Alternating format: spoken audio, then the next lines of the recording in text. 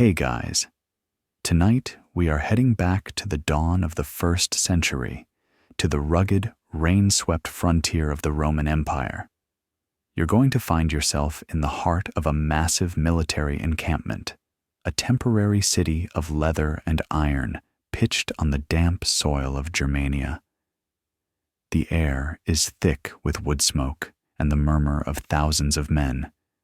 But your world is a small one, defined by the torchlight and the looming shadows of soldiers who see you as something between a pet and a god. You're the son of Rome's greatest hero, a tiny good luck charm for an entire army. But this is the brutal world of imperial Rome, a place of hidden daggers and poisoned words, where even a beloved child isn't truly safe. Honestly, given the family you were born into, you probably won't survive this story with your sanity intact, let alone your life. So, before you get comfortable, take a moment to like the video and subscribe, but only if you genuinely enjoy what I do here. I'd also love to see where in the world and what time it is for you as you settle in. It's always fascinating to see how far these stories travel. Post your location and local time in the comments below. Now, dim the lights. Maybe turn on a fan for that soft background hum. And let's ease into tonight's journey together.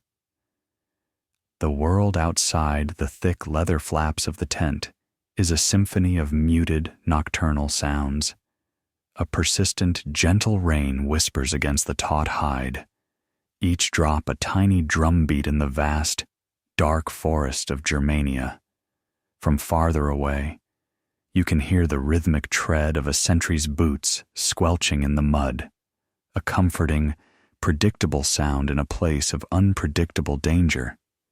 The air inside is warm, heavy with the scent of beeswax from a single, sputtering lamp, the rich aroma of oiled leather from your father's armor sitting on a wooden stand, and the faint, savory smell of roasted meat from the evening meal. You are curled on a pile of soft furs atop a simple campaign cot, a woolen blanket pulled up to your chin. You are small, perhaps only 3 years old, but in this moment, you are the center of this very masculine, very dangerous world. A massive hand, calloused and scarred from years of gripping a sword, gently smooths the blanket over your shoulder. You look up into the face of your father, Germanicus Julius Caesar.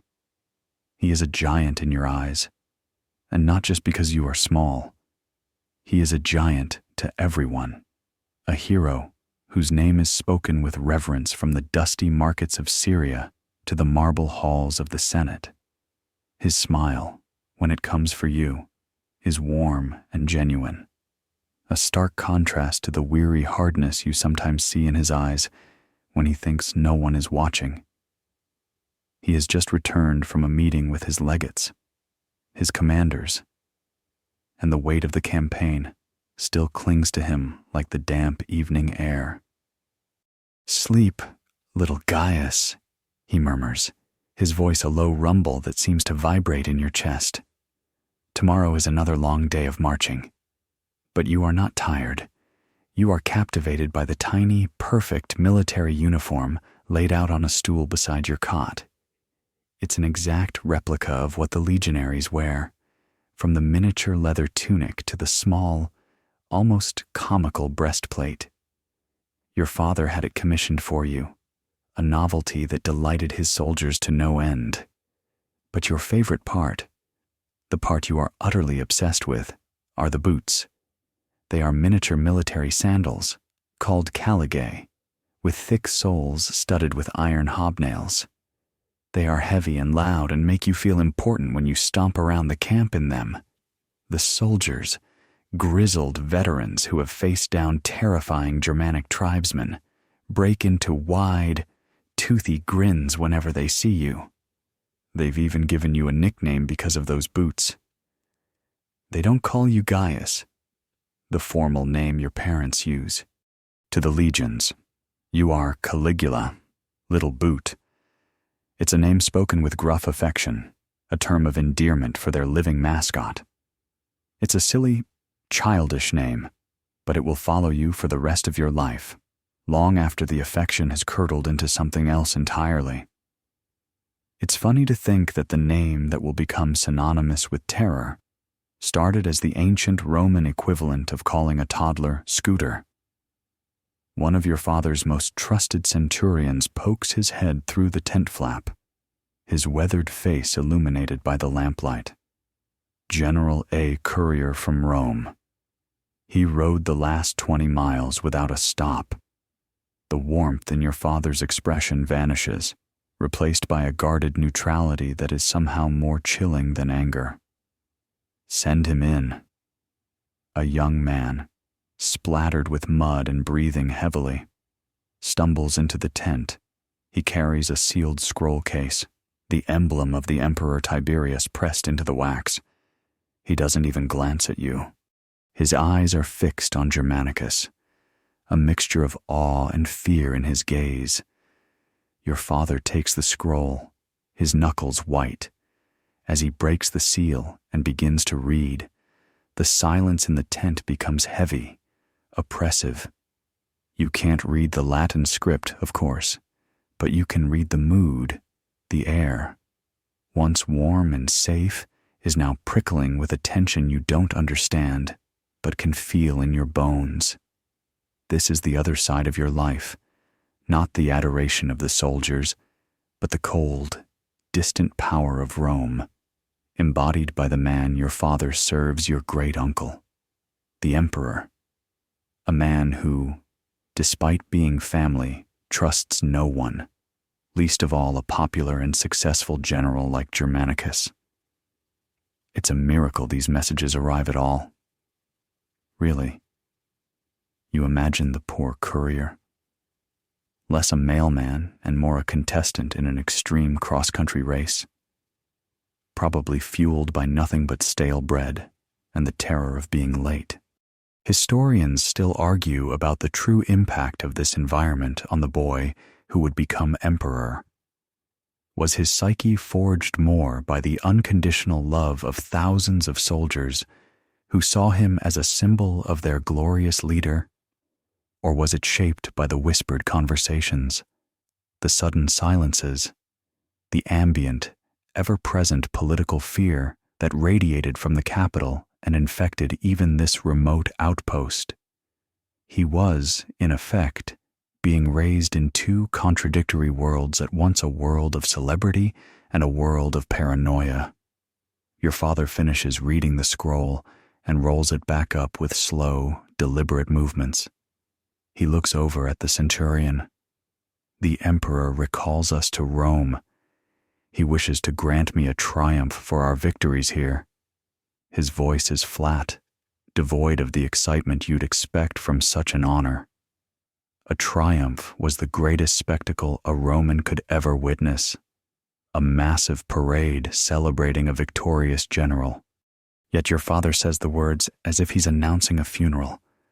The centurion understands. He just nods grimly. I'll see to the preparations, sir. He vanishes back into the night. Germanicus turns back to you, and he forces another smile. But it doesn't reach his eyes this time.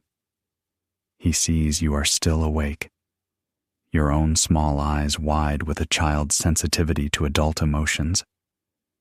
He sits on the edge of your cot, the leather straps of his armor creaking softly. He picks up one of your little boots, the famous Caligula, and turns it over in his hand. They love you, you know, he says quietly, looking at the boot instead of at you. The men. They say you are their lucky star, born in the barracks. They think you bring them victory. He sets the boot down. Perhaps you do. He tucks the blanket around you again, his touch gentle once more. He begins to hum a soft, familiar lullaby, a simple tune that your mother, Agrippina, often sings. The sound is a comforting anchor in the suddenly confusing world. You feel your eyelids grow heavy, the distant sounds of the camp, the soft patter of the rain, the low humming of your father's voice. They all begin to blend together. You are safe in this moment, wrapped in the warmth of the furs and the presence of your heroic father. You are Caligula, the little boot, the darling of the legions. You are loved. You are protected.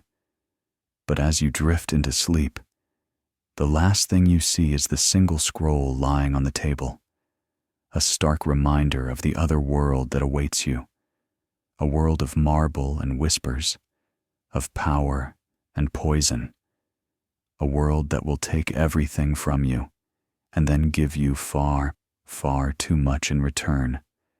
The memory of your father's humming fades, dissolving like a dream upon waking. The scent of wood smoke and damp German forests gives way to the sharp, clean smell of salt and sun-baked stone. Years have passed in that gentle fade. The boy in the legionary boots is gone, and in his place is a young man, a teenager, standing on a marble balcony overlooking the sea. You are no longer in a temporary camp pitched in mud. You are on the Isle of Capri, a jewel in the Bay of Naples. And this is your cage.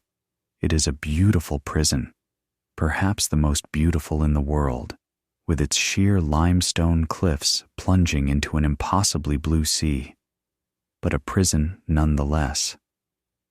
The gentle whisper of the rain on the tent has been replaced by the rhythmic sigh of waves crashing far below, a constant, lonely sound that marks the passing of empty days and long, watchful nights. The path from that tent to this balcony was a brutal one. Your heroic father, Germanicus, never got his triumph. He was sent to the east, to Syria, where he died of a sudden, wasting illness. Your mother, Agrippina the Elder, a woman with all the pride and fire of her grandfather, the divine Augustus, did not believe it was a natural death. She returned to Rome, clutching your father's ashes, and publicly accused the emperor's agent of poison.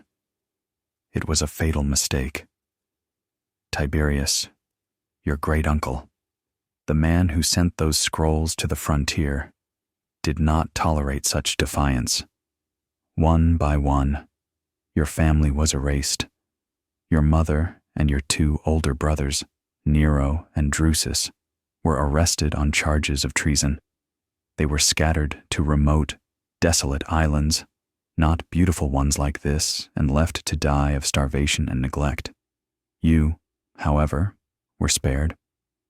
Along with your three sisters, you were taken in by your grandmother, Livia, and then, after her death, brought here, to Capri. You are a guest of the Emperor Tiberius, a guest who is never allowed to leave. You are 17 years old, and you are the last surviving male of the popular line of Germanicus. This makes you both a potential heir and a permanent threat. And you feel that duality in every silent glance from the guards who follow you at a discreet distance. Their sandals don't make the comradely stomp of the legionaries who adored you.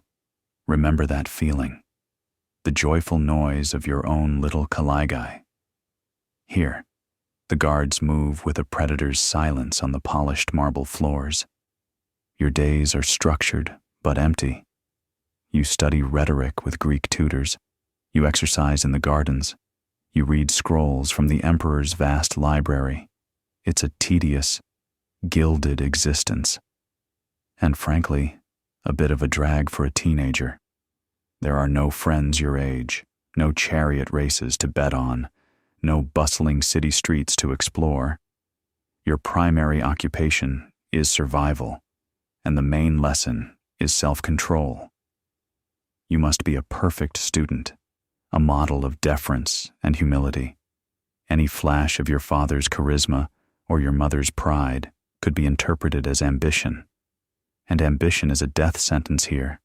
So you learn to smile blandly, to speak only when spoken to keep your eyes downcast. You are perfecting a mask of harmlessness. Tonight, you are summoned. A servant, his face a carefully blank canvas of professional terror, appears at your door. The emperor will see you. The walk to Tiberius's private chambers is a journey into the heart of fear. You pass through opulent rooms, filled with priceless statues and intricate mosaics that feel cold and sterile under the flickering oil lamps. There is no laughter here, no music, just the distant crash of the waves and the soft slap of your own sandals on the floor. Tiberius is in his study, a room lined with scrolls and astronomical charts. He is an old man now, over 70, stooped and thin, his face a web of wrinkles and suspicion. Yet his eyes, when they fix on you, are as sharp and intelligent as ever. He is not a monster in appearance. He is a tired, bitter old man who happens to hold the power of life and death over millions. He sits behind a large wooden desk, toying with a small carved piece of amber. He gestures for you to sit, and you do so, your back ramrod straight. He watches you for a long time, the silence stretching until it becomes a physical weight. This is his method. He uses silence as an instrument to pry people open. He is waiting for you to fidget, to blurt out something foolish, to betray yourself. You do nothing. You simply wait, your hands resting calmly in your lap. This is the game, and you have become very, very good at it. It's the most stressful internship in the history of the world. They say you look like your mother, Tiberius finally says, his voice a dry rasp. It is not a compliment. It is a test. She was considered a great beauty. Imperator, you reply, your voice carefully neutral. He gives a short, humorless laugh. She was a great fool. Pride is an expensive luxury. Gaius, your father had it. Your mother had it in abundance. Look where it got them. He leans forward, his dark eyes boring into yours. I see it in you. Sometimes, a flicker, a ghost of it. Be careful you do not feed that ghost. This is his form of education. These nightly meetings are your lessons in power, taught by its most jaded and paranoid master. He shows you reports from provincial governors. He explains the intricate dance of diplomacy with Parthian envoys. He makes you read the transcripts from treason trials before he signs the execution orders. It's a chilling, take your great-nephew to work day, where the family business is absolute, terrifying authority. The island itself has a dark reputation, a notoriety that is spread throughout the empire in hushed whispers. The stories that are smuggled out speak of monstrous debauchery, of secret grottos where the emperor indulges in unspeakable acts with victims brought to the island for his pleasure. You have not seen these things directly, but you have felt their shadow. You've seen the haunted, empty eyes of the young men and women who are sometimes brought to the villas and are rarely seen again. You hear things. Late at night, faint sounds that drift on the sea breeze, sounds that the guards pretend not to notice. Academic circles remain divided about the tales that later emerged from Capri. Were they the literal truth of a depraved old man, as the historian Suetonius would later claim with lurid detail, or were they vicious, exaggerated propaganda, spread by his political enemies to ensure his name would be forever linked with perversion? Standing on your balcony now, you don't care about the academic debate. You know that the fear is real. The cruelty is real. The island is a laboratory where Tiberius has dissected the human soul and found it wanting. And he has made you his apprentice, He has systematically dismantled your past, destroyed your family, and isolated you from the world, all to teach you one fundamental lesson. Love is worthless. Popularity is a liability. Your father was loved, and he is dead. Only fear endures. Fear is what keeps an emperor on his throne. A gust of wind blows in from the sea, carrying the scent of night-blooming jasmine and salt. You pull your cloak tighter around you. You have learned your lesson well. You have buried the ghost of your pride so deep that even you can barely find it anymore. You have become the perfect, smiling, obedient prisoner. You are waiting. Tiberius is old. He cannot live forever. And when he dies, you are one of the few with a claim to the power he wields, the power he has so thoroughly taught you how to use. You stare out at the vast, dark expanse of the Mediterranean, a black mirror reflecting the single, pale moon, and for the first time in a long time, you allow yourself to imagine what you will do with that power when it is finally yours.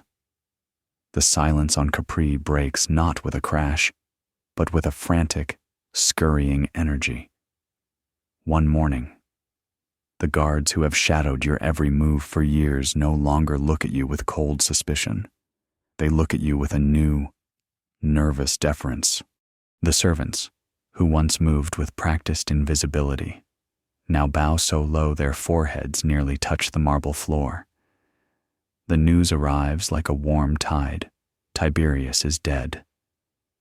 The old man, who had traveled to the mainland for a rare visit, has finally succumbed to age and sickness on the estate of a friend. You are told he named you and his younger grandson, the boy Gemellus, as joint heirs, but everyone knows a dual monarchy is not the Roman way, and you are the son of Germanicus. Gemellus is just a boy, the Praetorian prefect, Macro, the man who runs the only military force in the city, and the same man who allegedly helped the old emperor shuffle off his mortal coil with a well-placed cushion has made his choice, and his choice is you. The journey to Rome is a blur. For the first time in years, the sea is not a barrier, but a pathway. It carries you away from the island of your gilded captivity and towards a destiny you have both dreaded and dreamed of. The mask of the meek, obedient nephew, the one you wore for so long it felt fused to your skin, finally begins to crack. As the ship cuts through the waves, you can feel the years of coiled tension within you starting to unwind. Or perhaps it's just coiling in a new, more potent way. The power you have been taught to fear is now yours to wield. Your arrival is nothing like the quiet, stealthy affair you might have imagined. It is a spectacle of pure, unadulterated joy. As you step onto the Italian mainland at Ostia, the port of Rome, a sound hits you, a sound you haven't heard in years. It's the sound of a crowd, not the disciplined formations of a legion, but a chaotic, human roar of celebration. They line the road for miles, a sea of faces, all of them turned towards you. They throw flowers, they wave palm fronds, they weep with happiness. They shout your name, not Caligula, the childish nickname of the camp, but Gaius, Caesar, our star, our hope.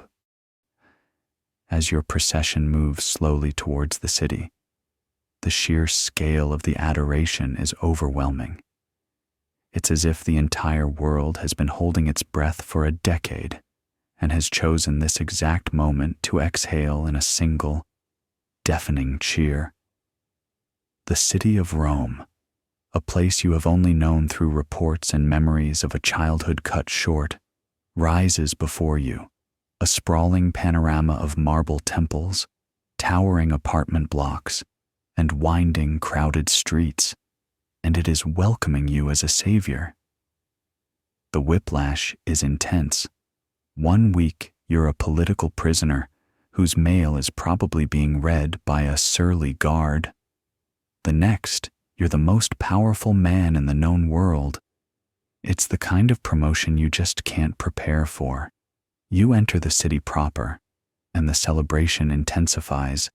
People reach out, trying to touch the edge of your toga as if it possesses some magical, healing quality. You are the son of Germanicus, and that name is a key that unlocks a deep well of love and loyalty. You are the living embodiment of a past hope and the symbol of a brighter future. You are the antidote to the long, grim, silent winter of Tiberius's reign. Some historians question whether this massive, citywide explosion of joy was truly for you, the young man they barely knew, or if it was simply a collective, primal scream of relief that the old tyrant was finally gone. Were they cheering for your arrival, or just throwing a party for his departure? Standing there, bathed in their adoration, you wisely decide not to ask for clarification. A cheer is a cheer, and you'll take it. You play your part perfectly. You are gracious. You are smiling. You are everything they want you to be. The mask from Capri is gone, only to be replaced by a new one, the benevolent prince. In the coming days, you lean into their love. You go to the Senate and speak with a humility that charms them.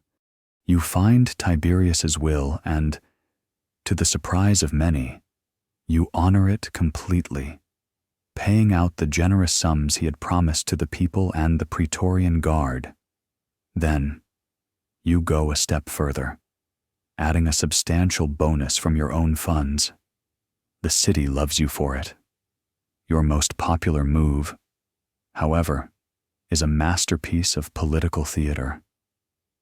You gather all the records from Tiberius's infamous treason trials, the scrolls that documented the ruin of countless noble families, the source of so much fear, and you burn them in a great bonfire in the Forum. As the smoke rises, carrying the ashes of a dark era into the sky, you declare an end to such persecutions. You proclaim that you have no ears for spies and informers. You recall the men and women who were unjustly exiled. With each act, the wave of public adoration swells. It's a good start. You've canceled the state's most toxic subscription service paranoia. You even handle the delicate matter of your co-heir, your cousin Gemellus, with what appears to be gentle grace. You formally adopt him as your son, a move that both elevates him and legally subordinates him to you in one clean, clever stroke. You stand beside him in public, a picture of familial unity. For now, the religious ceremonies are endless.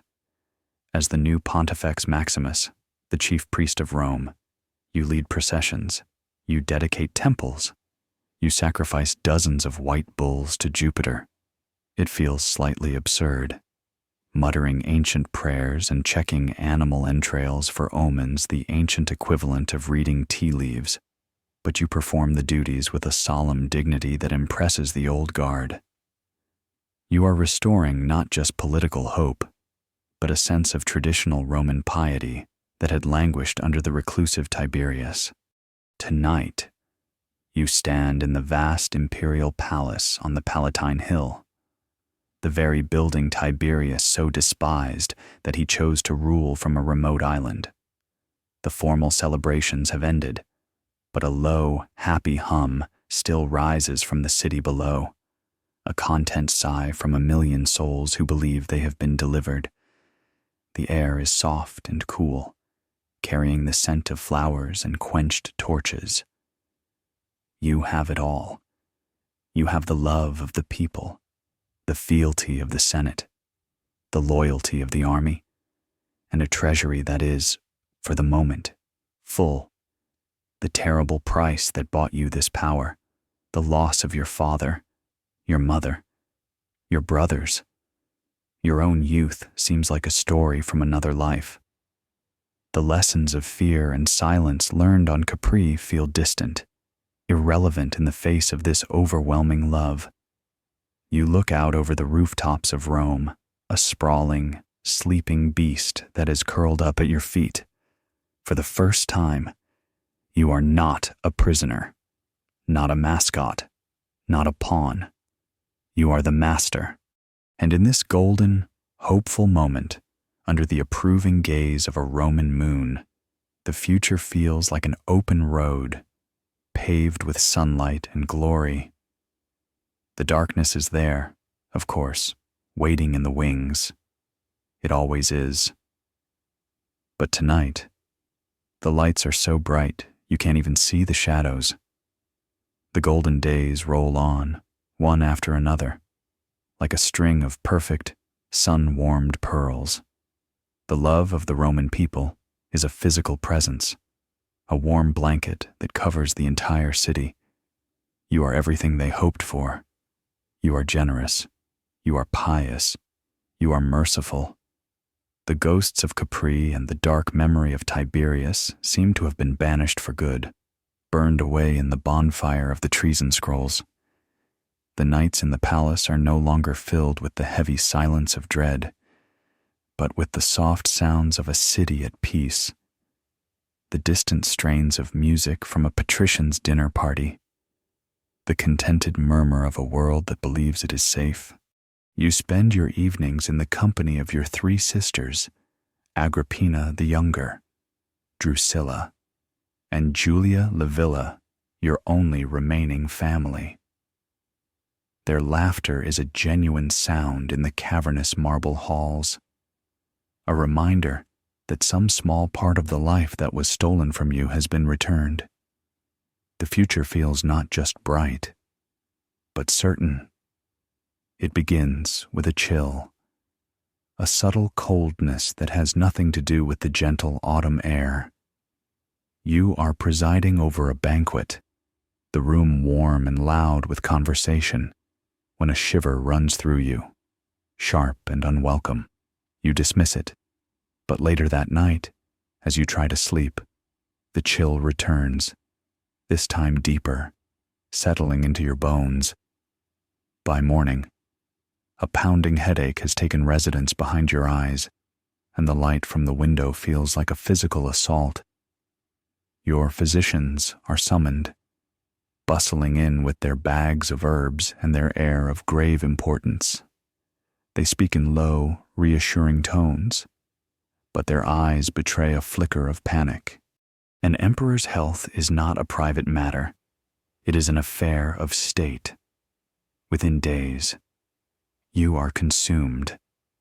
The world dissolves into a swirling, terrifying delirium. The bedsheets feel coarse, like sandpaper against your burning skin. The water they try to make you drink tastes of metal and dust.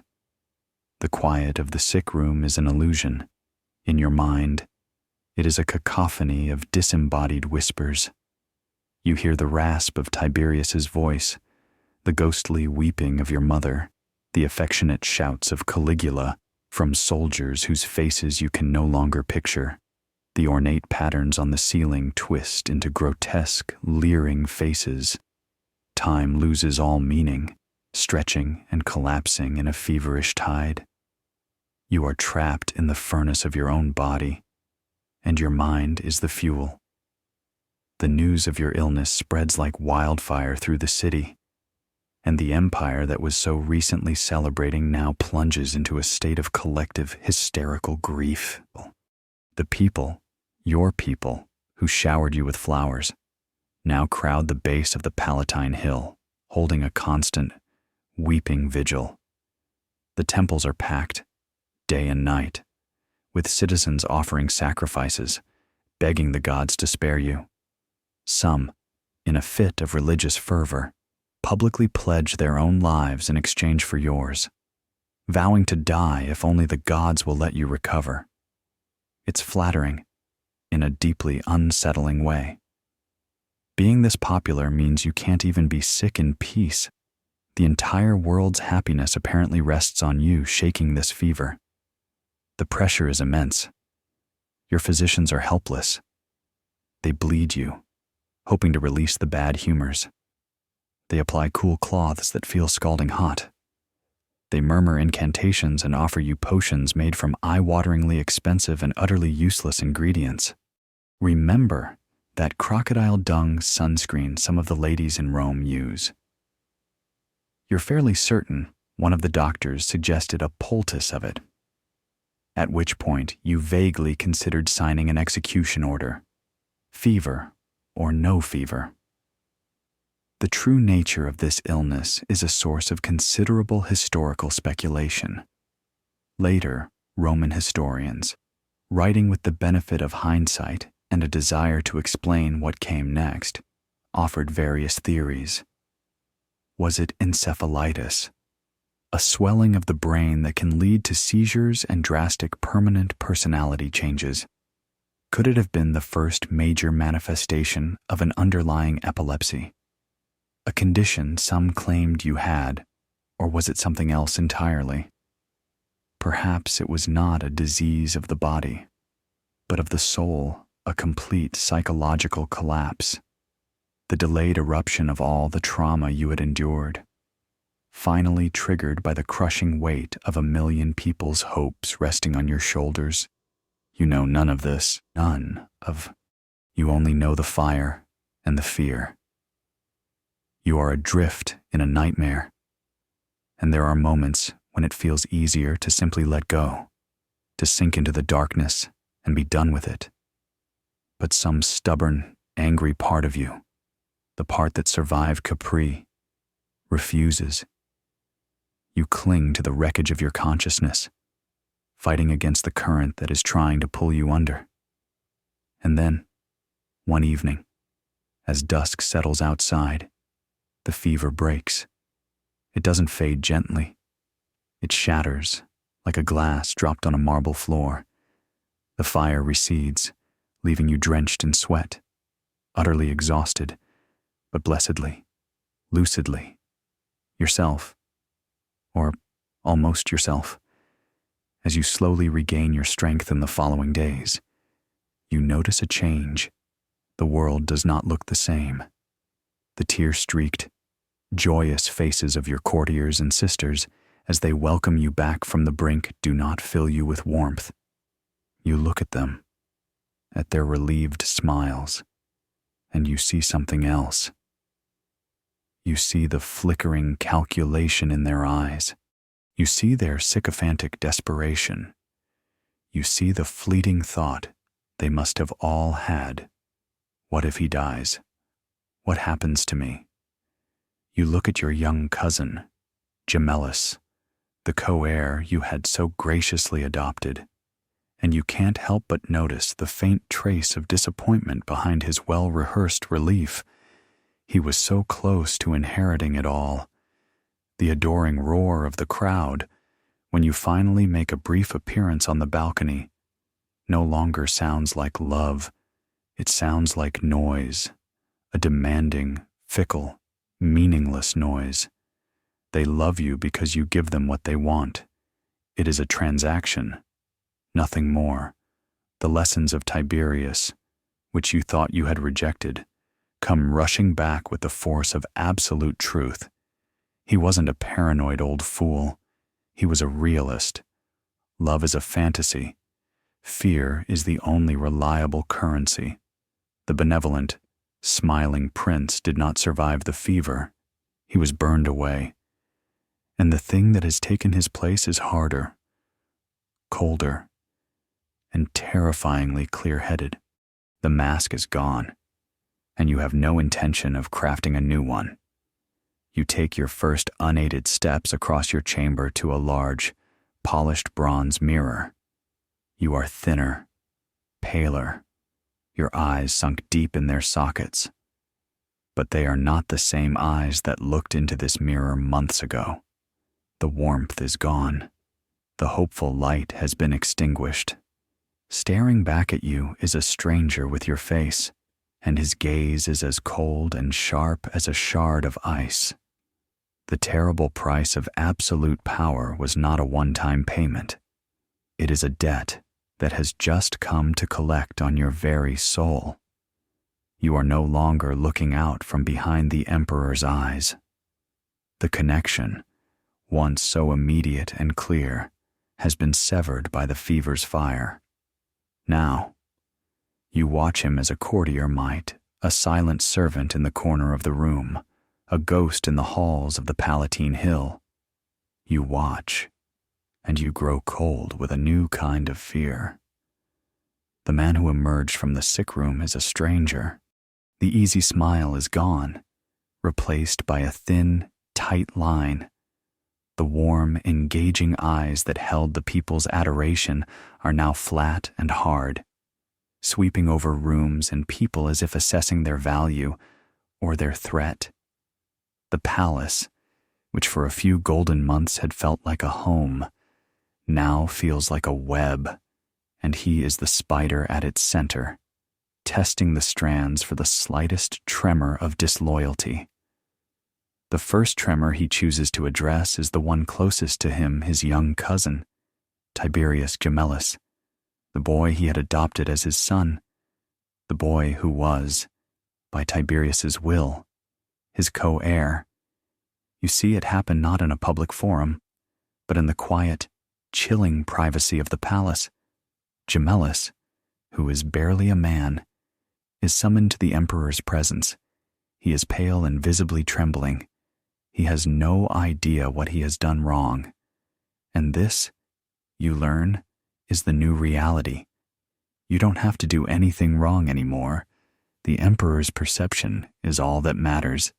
Gaius, Caligula, the man you no longer feel you are, accuses the boy of a strange and circular crime. He claims Gemellus was seen coughing and suggests the boy had been taking an antidote. An antidote for what? Why? For the poison the emperor was surely planning to use on him.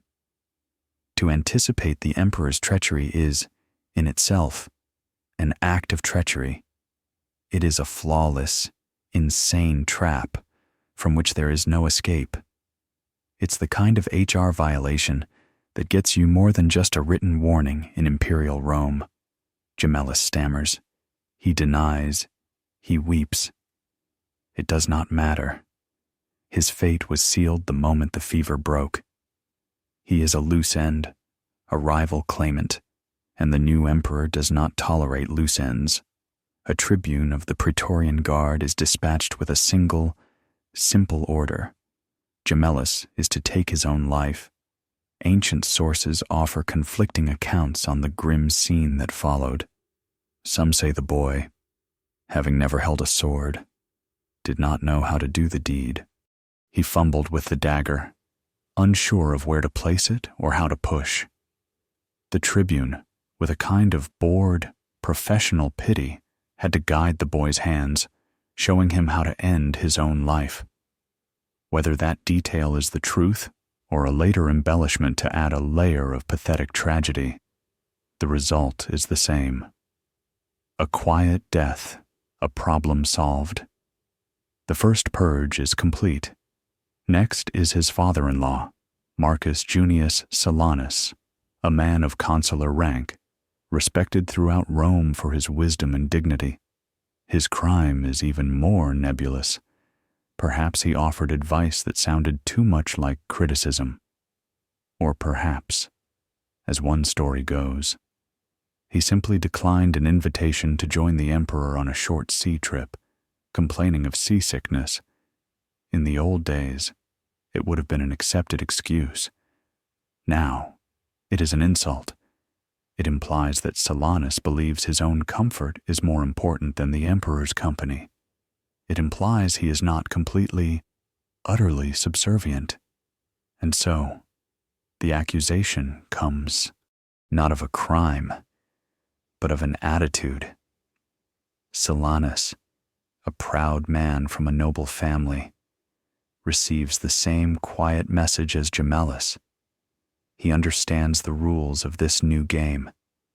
He ends his own life before the order can be enforced. It seems that calling in sick to work has become a capital offense. The atmosphere in the palace becomes thick with paranoia. The easy laughter is gone. Conversations stop when the emperor enters a room. Courtiers who once jostled to be near him now try to melt into the background. You watch him pace the long marble corridors at night, his footsteps echoing in the silence. Sometimes he mutters to himself. Other times, he stands for long periods in front of a mirror, as if in conversation with the man staring back at him. The mask of the benevolent prince, the one he wore so convincingly. It's not just gone. He's making sure everyone knows it was a lie. He is showing them the face that Tiberius showed him on Capri, the face of cold, absolute, and unaccountable power. And then he turns on the man who gave him that power, the Praetorian prefect, Macro, the kingmaker, the man who secured the throne. He and his wife are accused of, well, no one is ever quite sure what they are accused of. Perhaps they knew too much. Perhaps Macro, in a moment of hubris, acted as if the emperor still owed him something. The reason is irrelevant. They are both forced to commit suicide. The message this sends is the most terrifying of all. If the man who made the emperor is not safe, then no one is. Loyalty is not a shield. Past service is not a defense. There is only the emperor's whim, and it changes like the wind. This seems to be the new Roman retirement plan for senior officials: a quiet room, a sharp blade, and a final non-negotiable suggestion from your employer. The household is now clean. The rivals, the respected elders, the kingmakers, they are all gone. All that remains is a vacuum, quickly filled by terrified sycophants and his own sisters, who now look at their brother with a mixture of family affection and primal fear. You watch him now, standing alone in the great hall where he was once celebrated. The torches cast a single, long shadow behind him on the floor. He has absolute power, unquestioned and unchallenged. He has methodically and ruthlessly cut away anyone who might have stood in his way, anyone who might have offered a dissenting opinion. He has made himself completely, utterly alone, surrounded only by the echoes of his own will. He has, in effect, rebuilt the prison of Capri right here in the heart of Rome. And this time, he is not the prisoner. He is the warden, and everyone else is on parole. The silence in the palace is no longer just an absence of sound. It's a presence. It is the sound of fear, a thick, heavy blanket smothering all dissent, all spontaneity, all life. Having purged his court of any human who might be considered a peer or a rival, he is now utterly alone on the summit of power. And from this lonely peak, he seems to have decided that if he cannot find equals among mortals, he will find them elsewhere. You watch as a new, terrifying chapter begins, not with a blade, but with a claim. He is no longer just the first citizen of Rome, the princeps. He is a god. It starts subtly. He begins referring to himself in conversations as if he were a divine being. He demands that senators, when they approach him, perform proskynesis, the full prostration on the ground that was reserved for Eastern monarchs and gods. For a proud Roman nobleman whose entire culture was built on the idea of citizen dignity, this is a profound humiliation. But after the fates of Silanus and Macro, no one dares refuse. They press their faces to the cold marble floor for a man they once considered an equal. Then, the private claim becomes a public spectacle. He begins to appear at official functions dressed as various deities, One day, you might see him gliding into a banquet hall as Apollo, a golden sun-rayed crown on his head, carrying a lyre he can't actually play. He'll demand praise for his divine musicality. The next week, at the games, he might appear in the imperial box as Mars, clad in gleaming, muscular armor flanked by legionary eagles. The most unsettling appearances are when he dresses as the goddesses. You see him holding court as Venus, draped in fine, translucent silks, or as Diana the huntress, with a bow and quiver.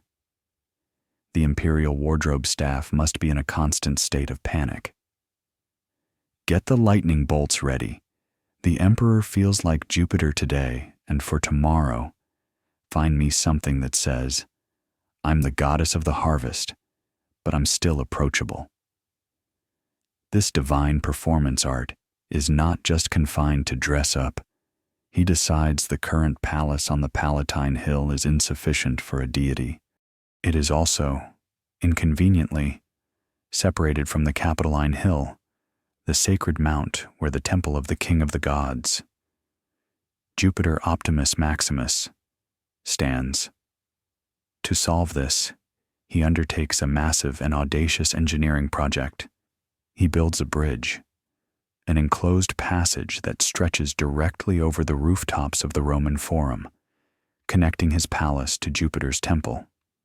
His stated reason, which he offers with terrifying sincerity, is that it will allow him to visit and consult with his brother god, Jupiter, in private. He is, in essence, creating a divine sky bridge so he doesn't have to rub shoulders with the mortals scuttling about in the forum below. Modern scholars debate whether this was true psychosis or a calculated, if radical, political statement. Was this the act of a man who had genuinely lost his mind, whose ego had inflated to the point that he truly believed he could converse with the marble statue of Jupiter? Or was he a canny, albeit ruthless, political thinker, deliberately trying to shatter the old Augustan model of the emperor as first among equals?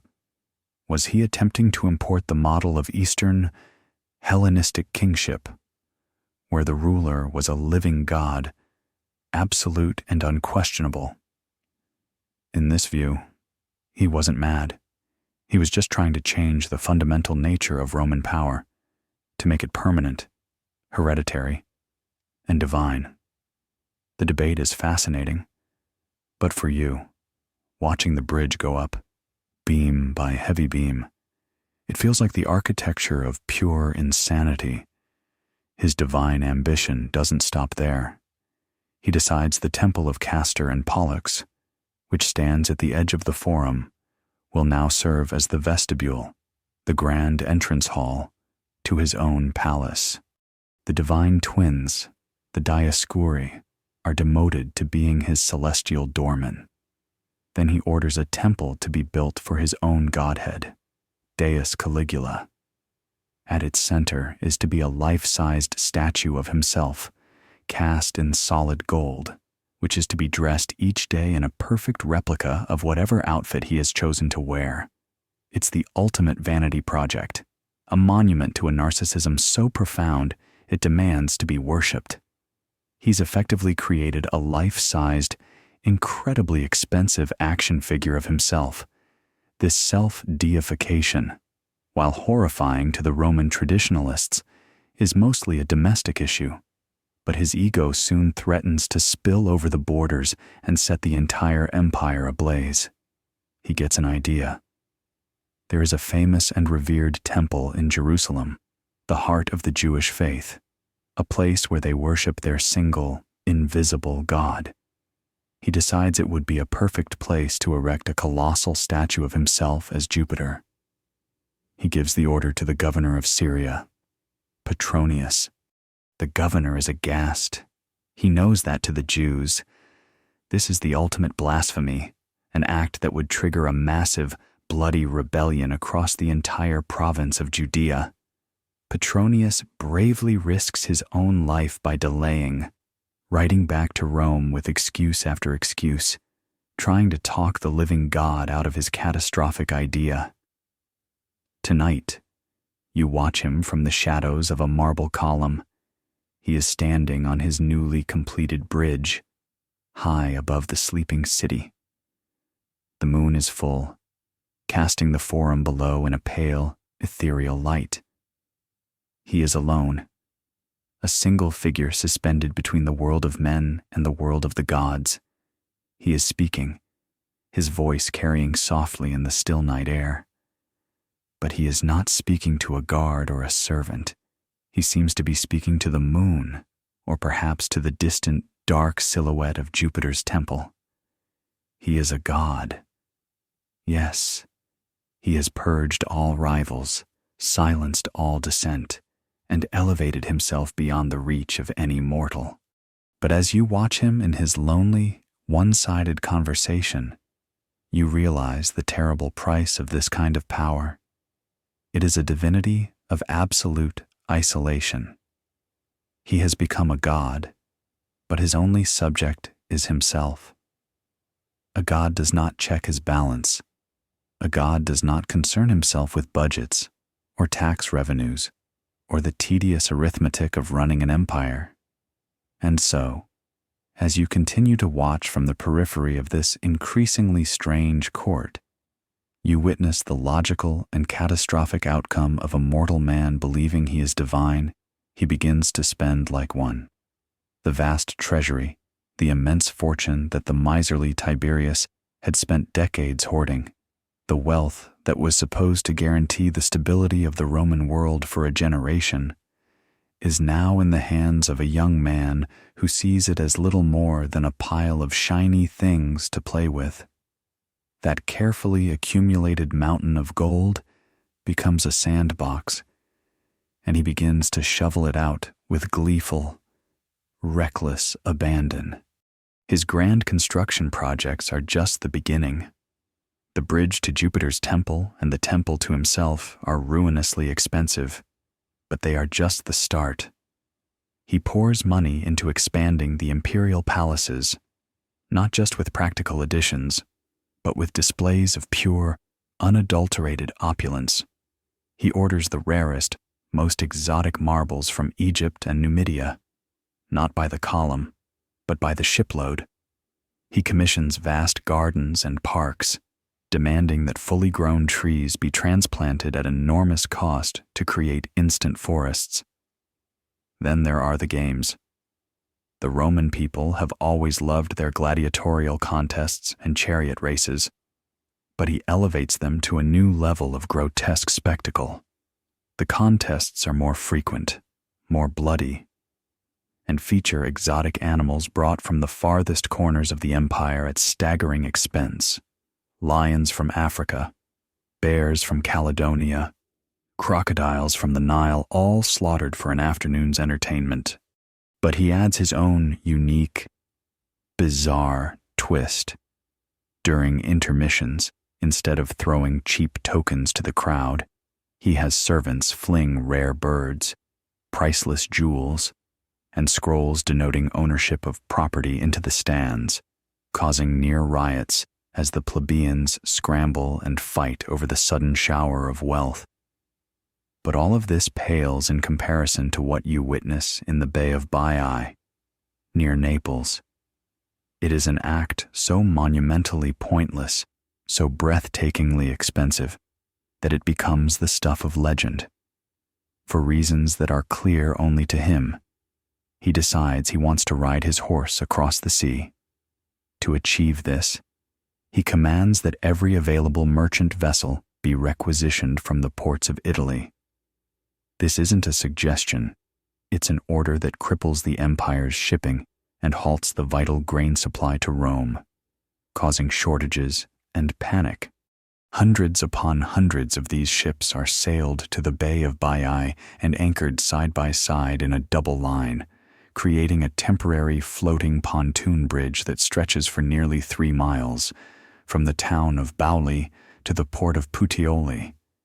An army of engineers then covers the ship's decks with a thick layer of earth, pounding it flat to create a stable road, a temporary Appian way on water. The project manager on this must have had the most stressful job in the world. Right, team. The client wants a 3-mile-long driveway on the ocean. He needs it by Tuesday. Any questions? No good. Historians have long struggled to understand the motive behind this colossal feat. Was it, as some ancient writers claim, a direct response to a prophecy made by the old court astrologer, Thrasyllus, who had once sneered that Gaius had no more chance of becoming emperor than of riding a horse across the Bay of Baiae? If so, this was the most expensive and elaborate "I told you so" in human history. Was he trying to imitate the legendary Persian king Xerxes, who had built a similar bridge across the Hellespont, but make his own bigger and more impressive? Or was it simply the ultimate expression of a god-emperor's power, a demonstration that he could bend the very laws of nature to his will, that he could command the sea to be a road if he so chose? Whatever the reason, the result is a 2-day festival of pure insanity. On the first day, he emerges, dressed in the ornate, golden breastplate said to have belonged to Alexander the Great. He mounts his beloved horse, Incitatus, and gallops triumphantly across the entire length of the bridge and back again, followed by a procession of Praetorian guards. On the second day, he makes the journey in a chariot, followed by his court, all taking part in this bizarre parade. The event culminates in a massive all-night party held on the bridge itself, with a fortune spent on food, wine, and elaborate lighting. And then, it's over. The bridge is dismantled. The ships, many of them damaged, are sent back to their ports. The momentary spectacle dissolves, leaving nothing behind but an echo of astonishment and a truly astronomical bill. The Roman state has just spent a significant percentage of its annual budget on a 2-day party on a temporary road to nowhere. You begin to suspect his personal credit limit is simply yes. This pattern of spending is everywhere. He commissions 2 gigantic pleasure barges to be built on the small volcanic Lake Nemi. These are not boats. They are floating palaces, exquisitely decorated with mosaic floors, marble statues, and even plumbing that provides hot and cold running water.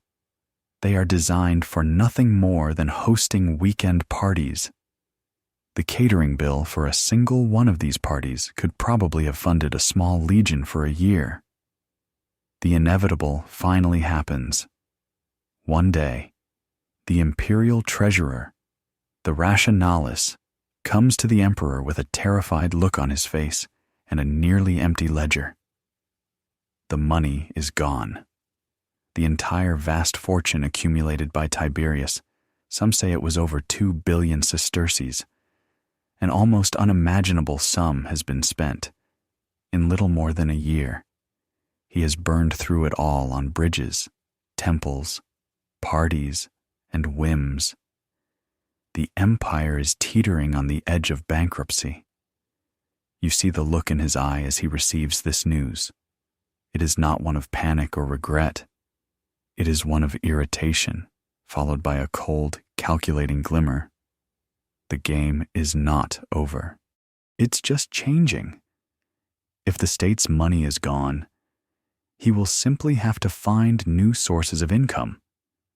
The floating bridge at Baiae, you realize, was a perfect metaphor for his reign to this point. It was a stunning, impossibly extravagant, and utterly useless display of power, built on a shaky foundation and leading nowhere. Now, the tide has gone out, and the real, ugly costs are about to wash ashore. The money is gone. The bottomless pit of the imperial treasury, which you once thought could finance any whim, has been found to have a bottom after all. A god, however, does not simply stop spending when the funds run dry. He finds new funds, and as you watch from your now permanent place in the shadows of the court, you see his gaze, cold and calculating, turn towards the most obvious source of wealth in the entire empire, the Roman Senate. These are the richest men in the world, with vast estates, ancestral fortunes, and businesses across the provinces.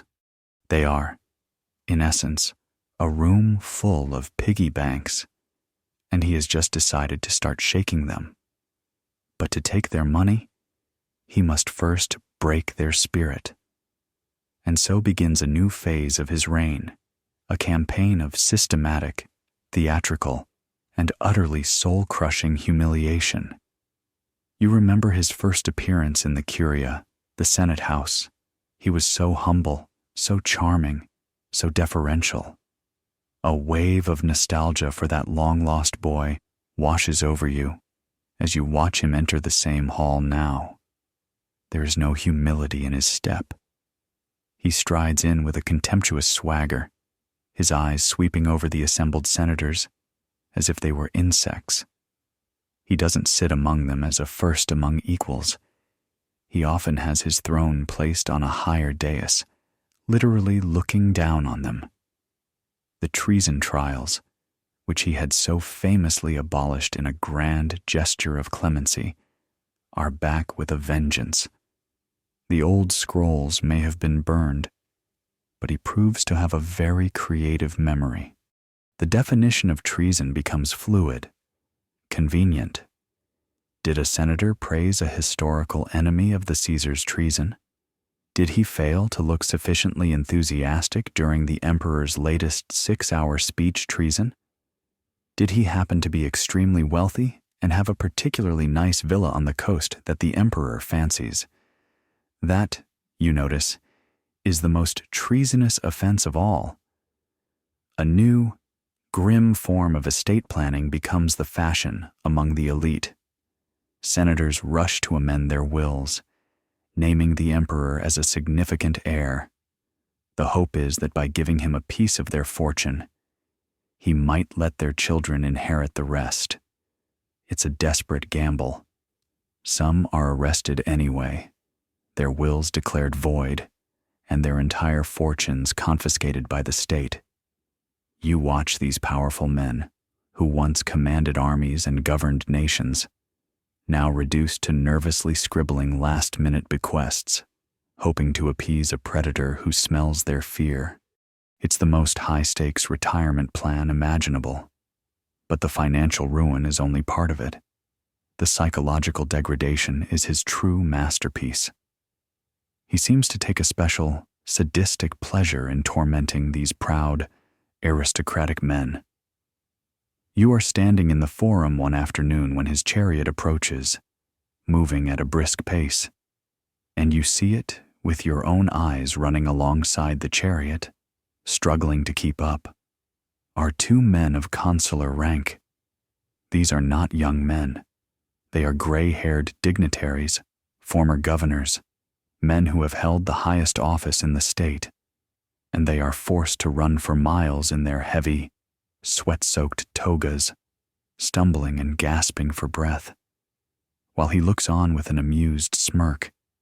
It's a grotesque public spectacle, designed to show everyone that these men, for all their titles and ancestry, are no different from his horses or his slaves. He's instituted a new cardio program for the Roman elite, and attendance is not optional. In the palace, the humiliations are more intimate. Traditionally, a senator might greet the emperor with a respectful kiss on the cheek. He changes the protocol.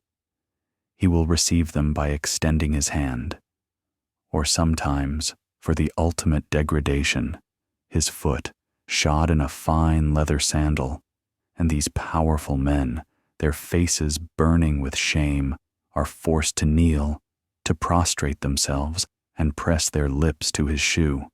It's a gesture of submission demanded of conquered barbarian kings, not Roman senators. You can see the internal conflict in their eyes as they perform the act, the struggle between self-preservation and the screaming rage of their pride. It must be an awkward moment for all involved. Do you make eye contact when kissing the imperial footwear? Compliment the quality of the leather. There's no guidebook for this. There is ongoing scholarly discussion regarding his motives for this relentless campaign of abuse. Was this simply the unhinged cruelty of a madman? A tyrant taking petty revenge on a class of people he inherently despised? Or was it, in its own terrible way, a calculated political strategy?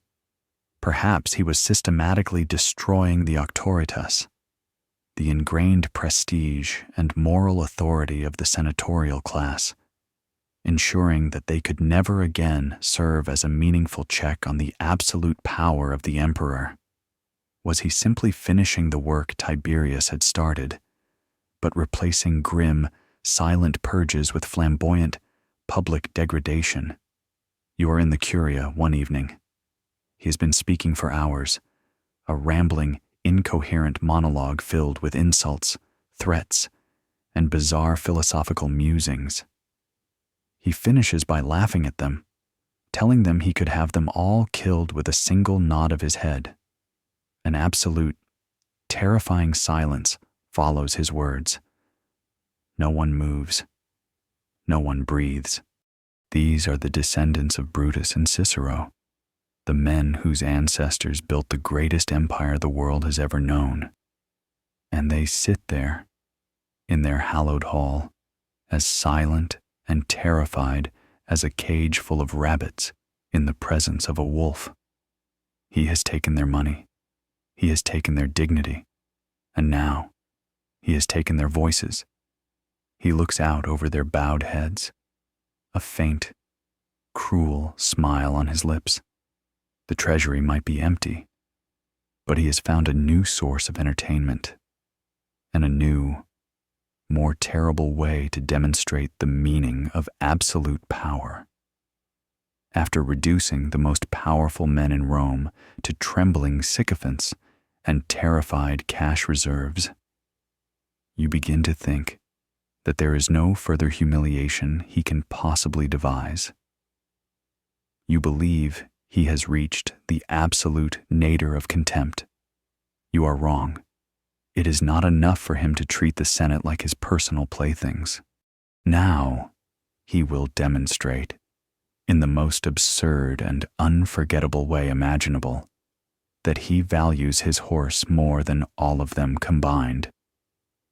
The ultimate insult is not to degrade a man to the level of an animal, but to elevate an animal to the level of a man and make it that man's superior.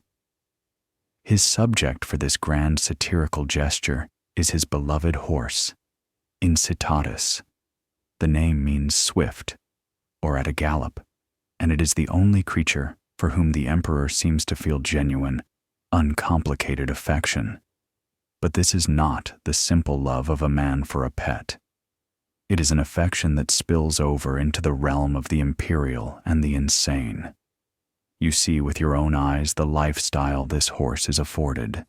Incitatus does not live in a mere stable. He resides in a custom-built house, with a stall constructed of polished marble and a manger carved from ivory. He drinks from a golden pail. He wears a collar studded with precious jewels. He is draped not in a common horse blanket, but in swathes of Tyrian purple, the legendary dye so expensive that its use is legally restricted to the emperor and the Senate. The horse is literally clothed in the dignity of the very men he is meant to mock. An entire staff of slaves is assigned to him, catering to his every equine whim. They whisper to him in soothing tones. They groom his coat until it shines like polished bronze. They prepare his meals not of common hay, but of the finest barley, sometimes mixed with gold flakes for the emperor's amusement.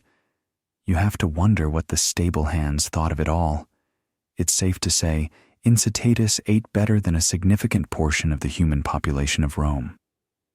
The absurdity soon breaches the walls of the stable and enters the palace itself.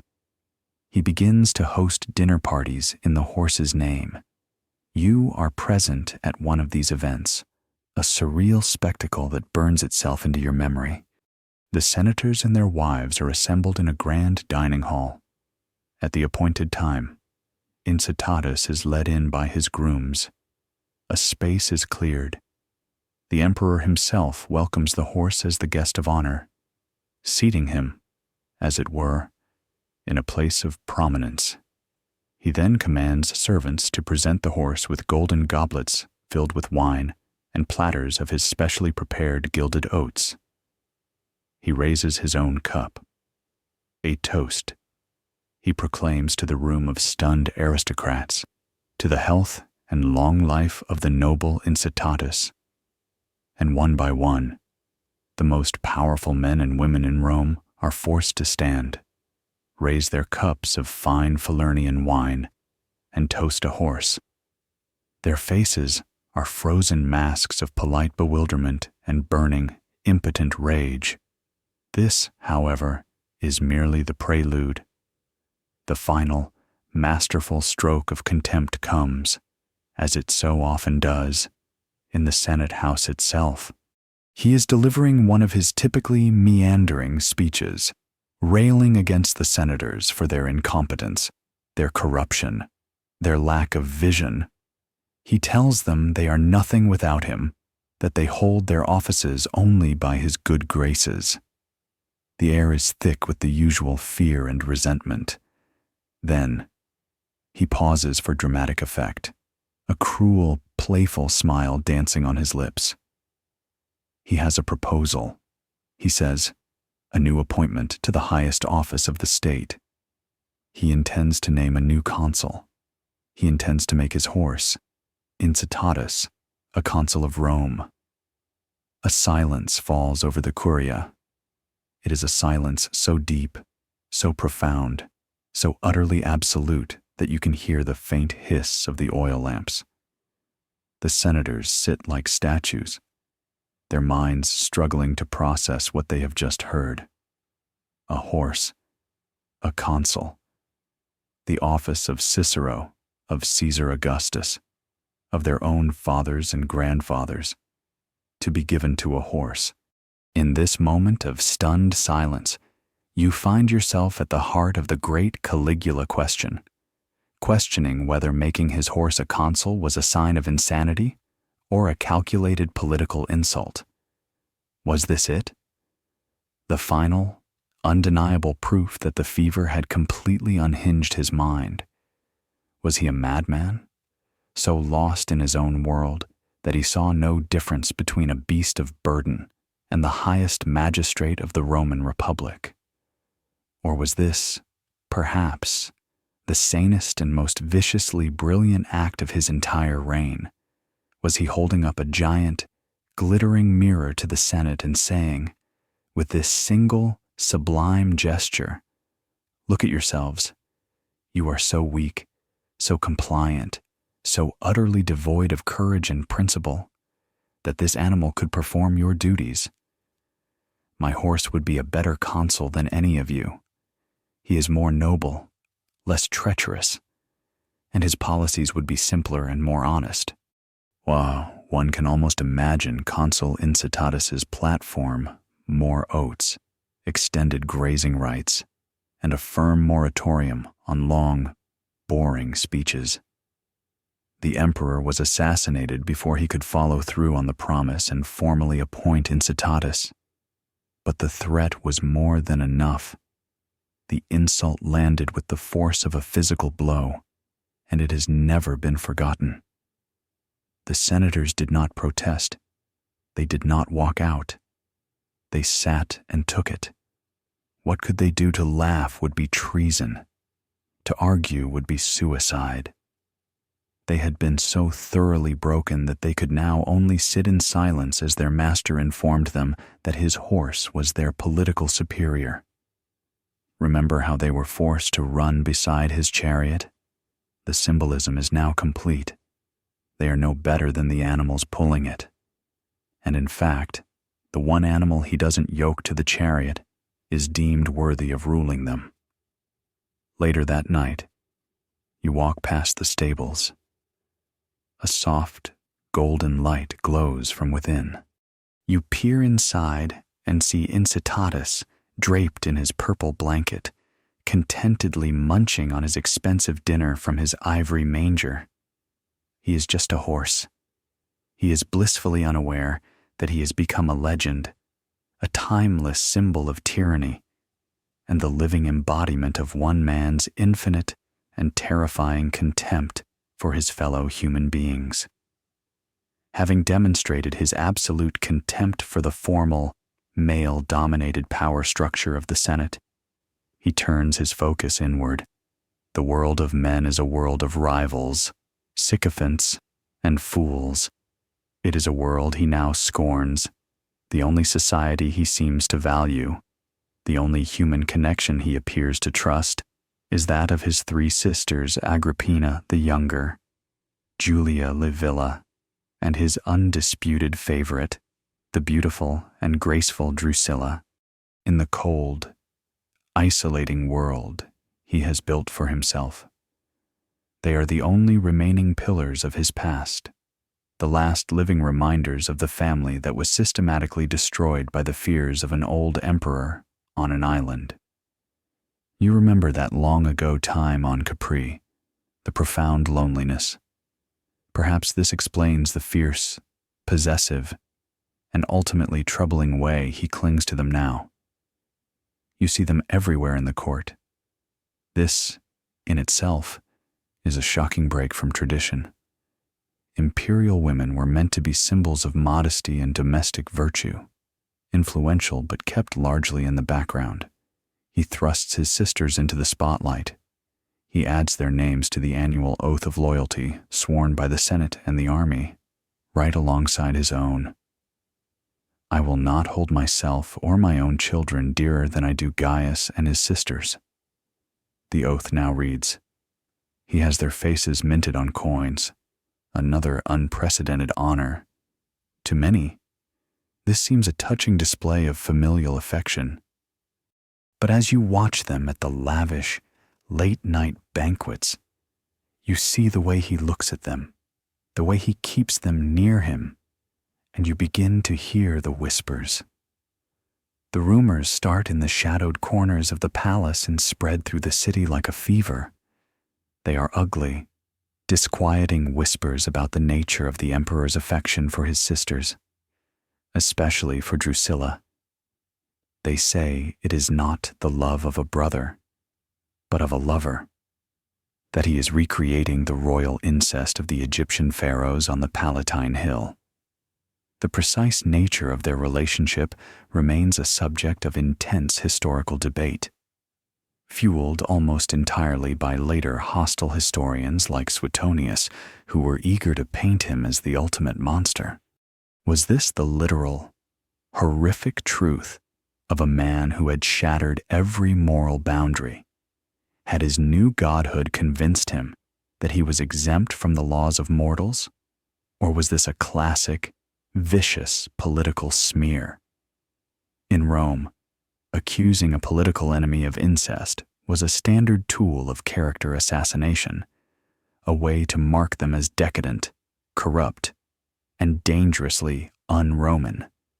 His flagrant disregard for tradition and his intense, public displays of affection for his sisters certainly provided the fertile soil in which such a toxic rumor, whether true or not, could take deep and unshakable root. Whatever the truth, his bond with Drusilla is plain for all to see. He is married several times, in fact, in a series of brief and politically motivated unions, but Drusilla is the one who holds the position of de facto empress. He treats her with a reverence that borders on worship. And then, in the summer of 38 AD, tragedy strikes. Drusilla falls ill with a fever, the same kind of wasting sickness that nearly killed him. the kind that killed her father. This time, the patient does not recover. Drusilla dies. The grief that seizes him is not normal. It is a monstrous, terrifying thing, a black hole of despair that threatens to swallow the entire empire. He doesn't just mourn, he weaponizes his sorrow. He declares a justicium, a period of national mourning, but it is enforced with a tyrannical ferocity that goes far beyond any precedent. All public and private business must cease. The law courts are closed, the shops are shuttered. It becomes a capital crime to laugh, to bathe, to share a meal with one's own family, even in the privacy of one's home. The entire Roman world is commanded to feel his pain, and any citizen who fails to display the appropriate level of public misery risks arrest and execution. You can imagine some poor merchant finally closing a good deal and letting out a chuckle of satisfaction, only to be dragged away by the guards for illegal happiness. It's a tyranny of tears. But even this is not enough. His private grief must be given a permanent, public, and divine form. He convenes the Senate, the men he so recently humiliated with his horse, and he commands them to do the unthinkable. He orders them to vote for the deification of his dead sister. And so, cowed and terrified, they do. She is officially proclaimed Diva Drusilla, a goddess of the Roman state. It is the first time in history that a Roman woman has been so honored. He appoints a college of priests to serve her cult. He commissions statues of her to be placed in the temples alongside the other gods. He has taken his beloved sister and transformed her into an object of compulsory, state-enforced worship. In the weeks following her death, you watch him wander the palace like a ghost. He lets his hair and beard grow long and unkempt, a traditional sign of deep mourning. He shuns company, except for the silent company of the new statues of his deified sister. At times, he is heard speaking to them, as if she were still there to answer. His grief has not softened him. It has made him harder, colder, more unpredictable. The one person who may have been a moderating influence, the one human being he seemed to genuinely love, is gone. And in her place, he has created a goddess, sealing his own isolation. He is no longer just a man who thinks he is a god. He is a man who thinks he is the brother of a goddess, and his grief, like his power, is absolute, and he will make the entire world share in its terrible, silent price. The emperor's terrible grief for his deified sister eventually cools, but it does not resolve. It hardens into a restless, irritable energy that soon requires a new, grand outlet. The intimate psychological dramas of the palace are to be set aside for a grand military spectacle, and you are a part of it. Your perspective is no longer that of a courtier in the shadows. You are now a legionary, a soldier in one of the veteran legions stationed on the Rhine frontier. Your name is unimportant.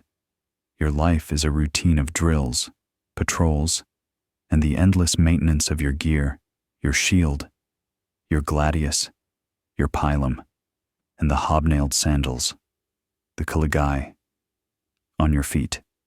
One day, the orders arrive. The entire army of the north is to be mobilized. You are to march to the coast of Gaul, to the place where the sea narrows, and, on a clear day, you can just make out the pale, ghostly cliffs of a mysterious island Britannia. The emperor himself, Gaius Caesar, is coming from Rome to lead you in person. A thrill runs through the barracks. The gossips and rumor mongers, present in any army, are ecstatic. This can only mean one thing: a full-scale invasion of Britain. A real war. A chance to finish the job. Julius Caesar started nearly a century ago. It's a chance for glory, for plunder, and for the triumphal parade back in Rome that every soldier dreams of. You pack your gear, hoist your heavy pack onto your shoulders, and fall into the marching column with a sense of purpose you haven't felt in years. The long road south to the coast feels like a road to destiny. The complaining about the mud and the rations is a little less bitter than usual. You arrive at the coast, near modern-day Boulogne, and the scale of the operation is staggering. A massive camp has been established, a temporary city housing tens of thousands of soldiers. The emperor is already there, and his presence is electric. But as the days turn into weeks, a sense of confusion begins to creep through the ranks.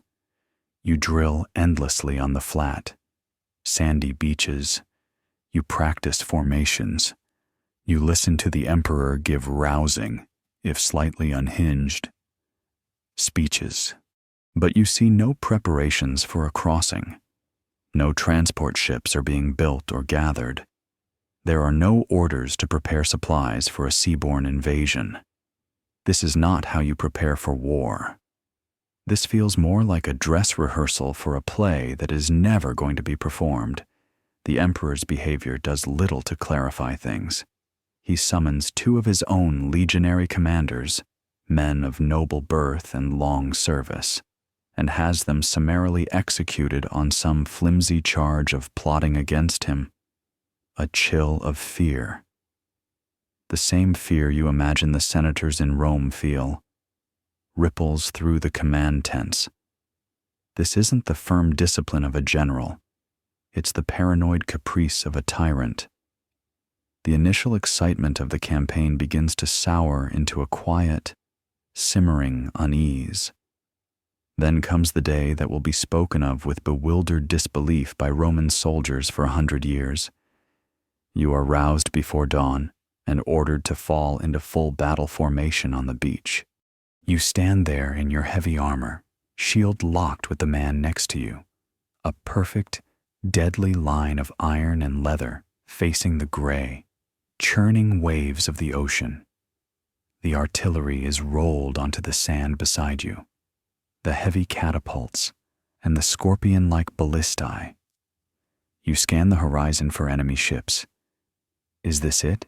Is the British fleet attacking the emperor rides before you on Incitatus, his personal guard in tow. He raises his hand for silence. He then proclaims, in a loud, clear voice, that you are about to engage the enemy. But the enemy is not the Britons. The enemy is the ocean itself. He is declaring war on Neptune. A confused murmur ripples down the line, quickly silenced by the centurions. You think you must have misheard him. But then the trumpets blare the unmistakable call to charge, and your centurion is screaming at you. Advance, advance. You take a hesitant step forward, and then another.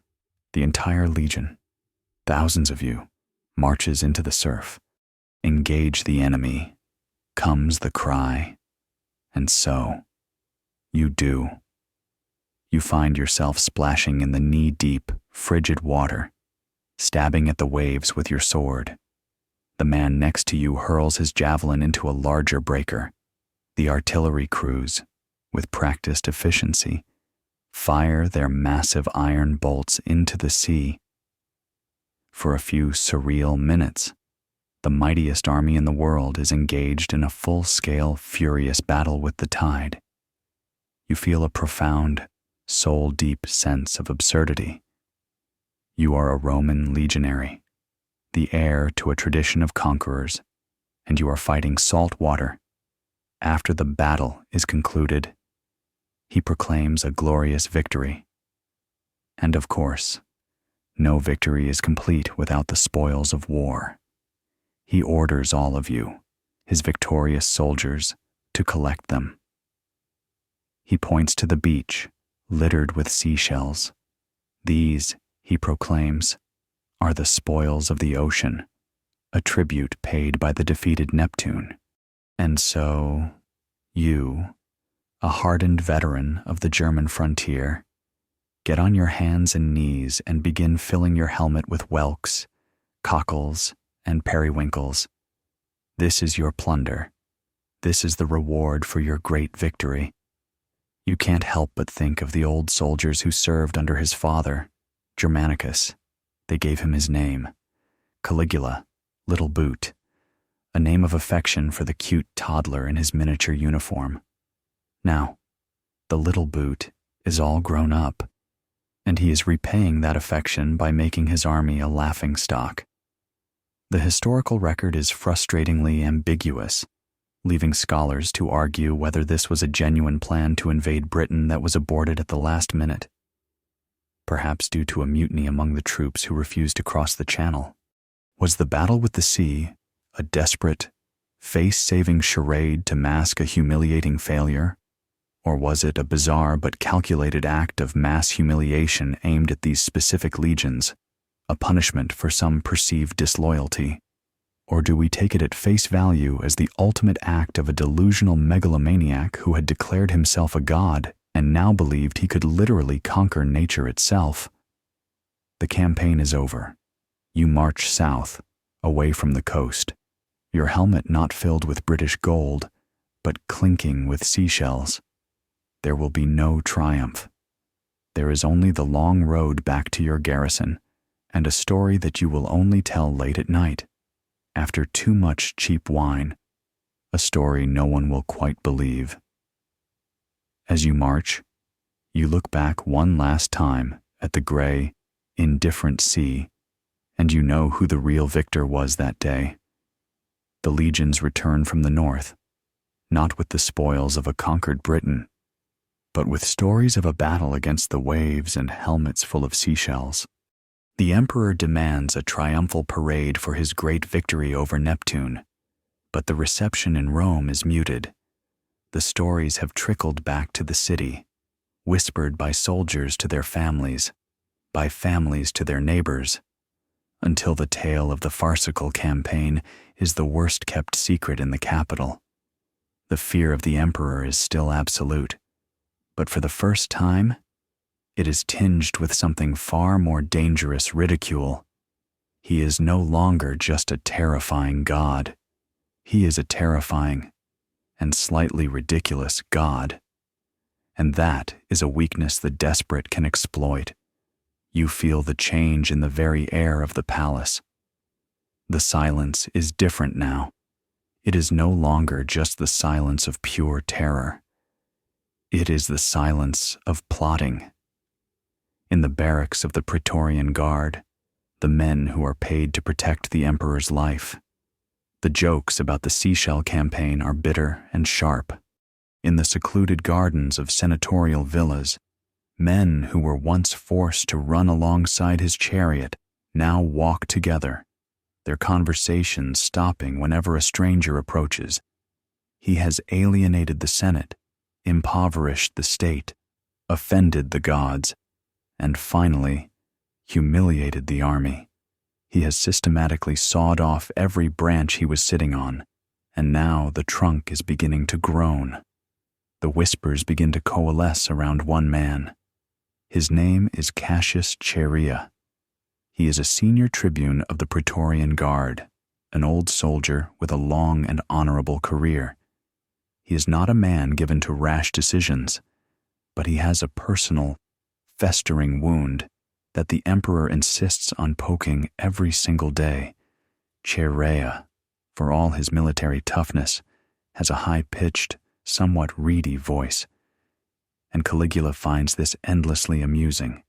Every day, when Chaerea, as the tribune on duty, comes to receive the daily password, the emperor mocks him. He gives him deliberately obscene or effeminate watchwords: Priapus, Venus, hold me tight, and then laughs as the old soldier is forced to repeat them to the other guards. For a man of honor like Chaerea, this daily, public degradation is a poison that builds up, drop by drop, until it becomes unbearable.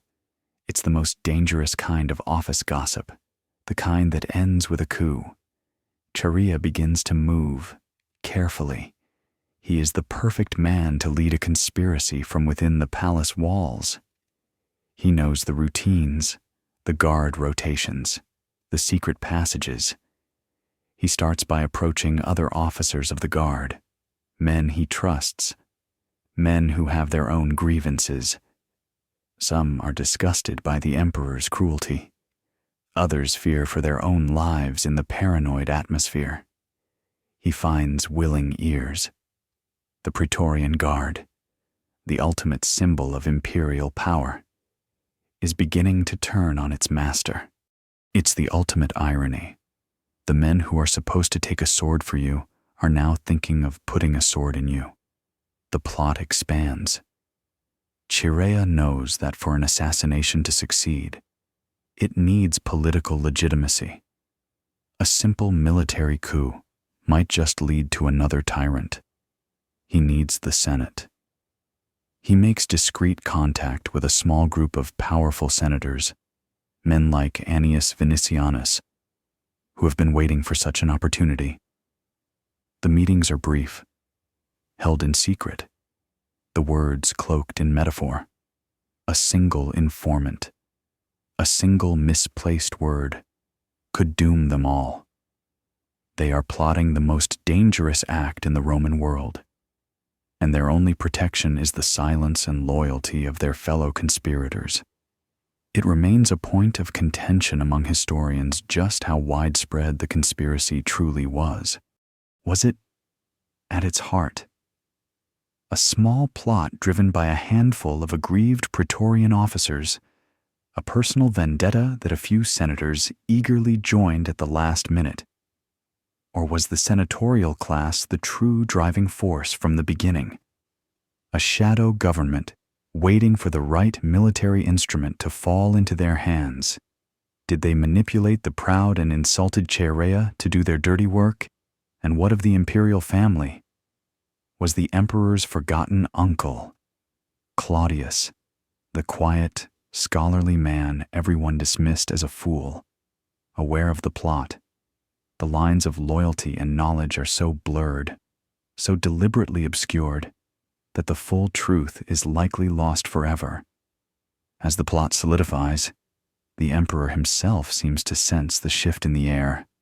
His own paranoia, which had once seemed like a self-inflicted madness, now feels like a premonition. He becomes more erratic, his outbursts of cruelty more frequent. He speaks of leaving Rome, of moving his capital to Alexandria in Egypt, a place where he could be a true god-king without the tiresome traditions of the Senate. The conspirators know their time is running out. He could flee, or his spies could uncover the plot at any moment. They must act soon. They choose their time and place. The upcoming Palatine Games, to be held in January in honor of the divine Augustus. It is a multi-day festival of theatrical performances and celebrations, held in and around the palace complex. The emperor will be a constant presence.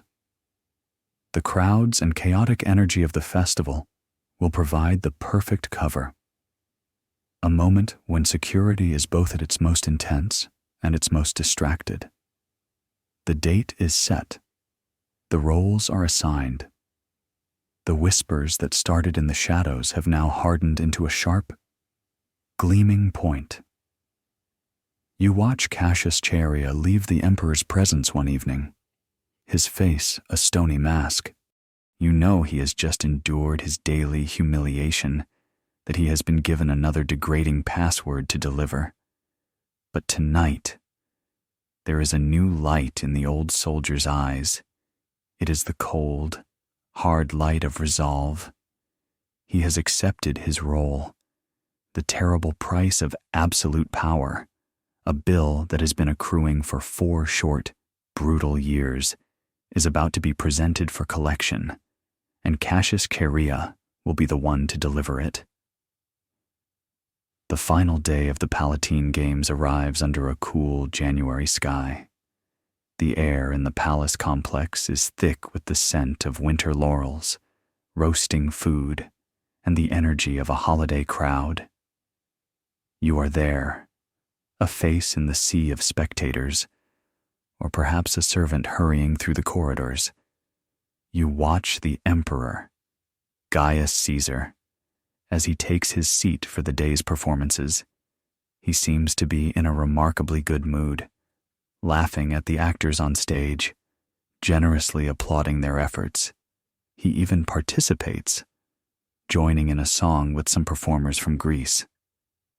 To an outsider, he looks like a man without a care in the world, a benevolent ruler enjoying a festival in his honor. But you can feel the tension coiling beneath the surface.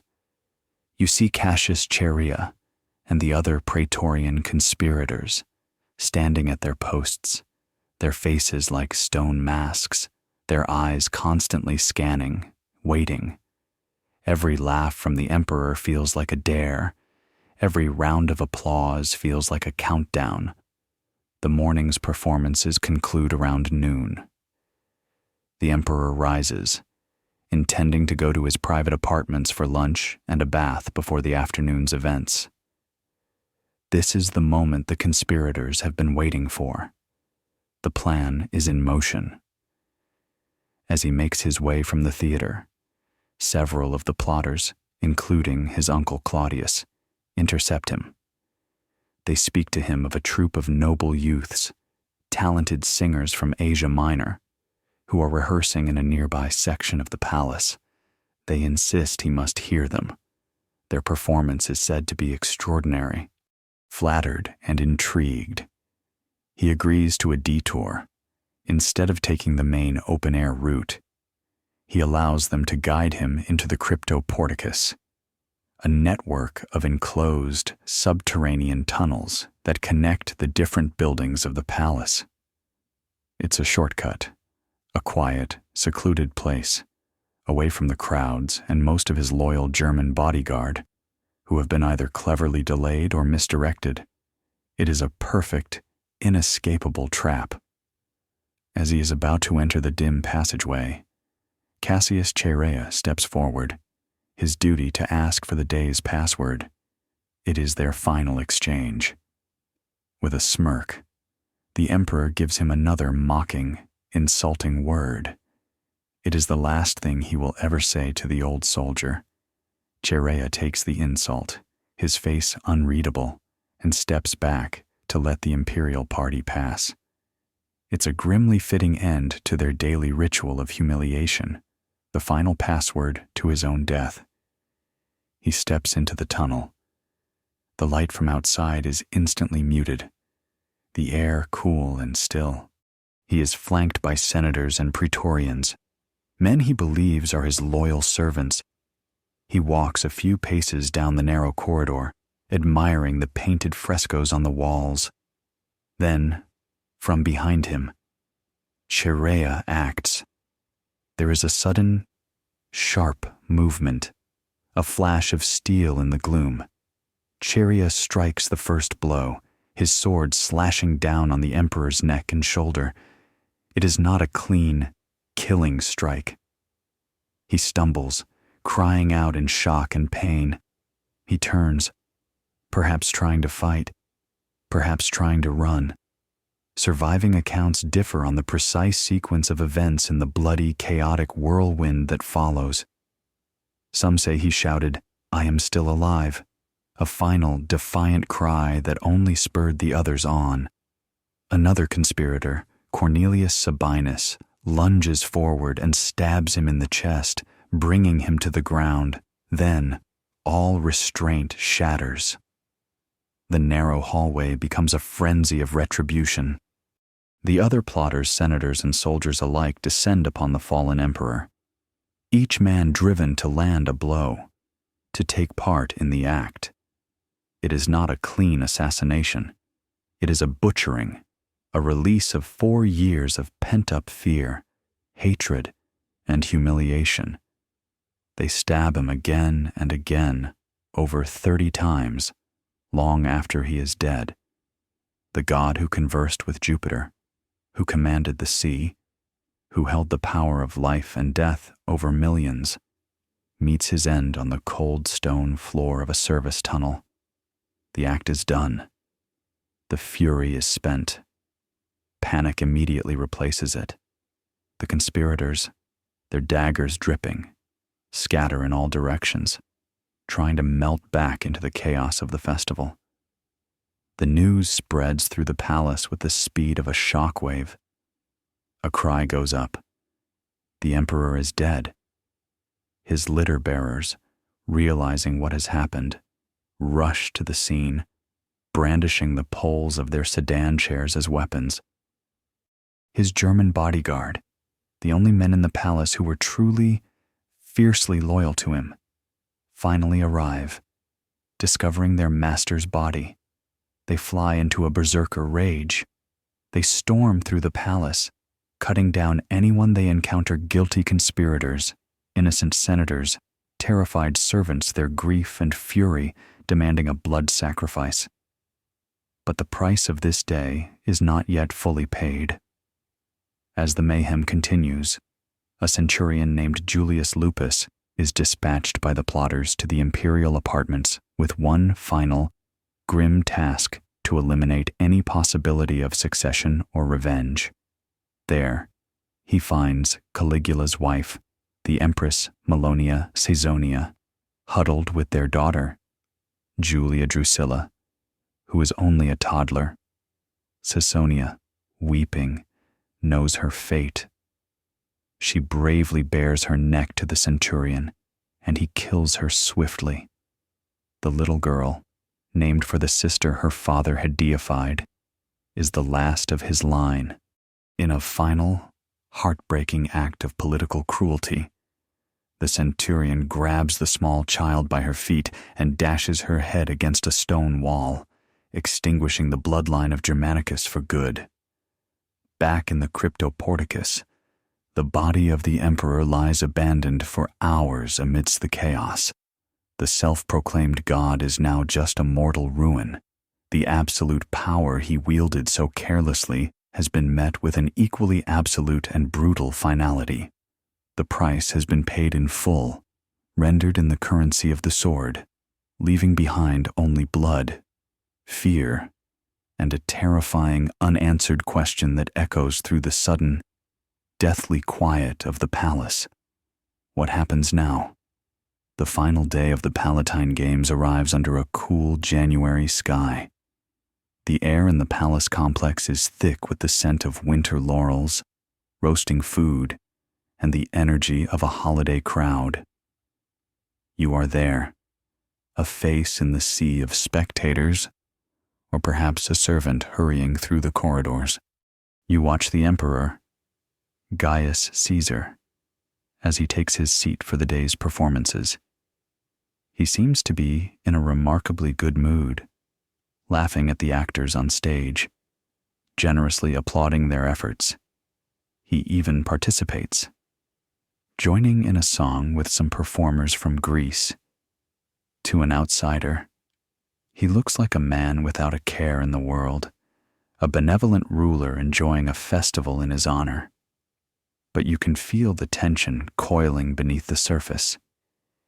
You see Cassius Chaerea and the other Praetorian conspirators standing at their posts, their faces like stone masks, their eyes constantly scanning, waiting. Every laugh from the emperor feels like a dare. Every round of applause feels like a countdown.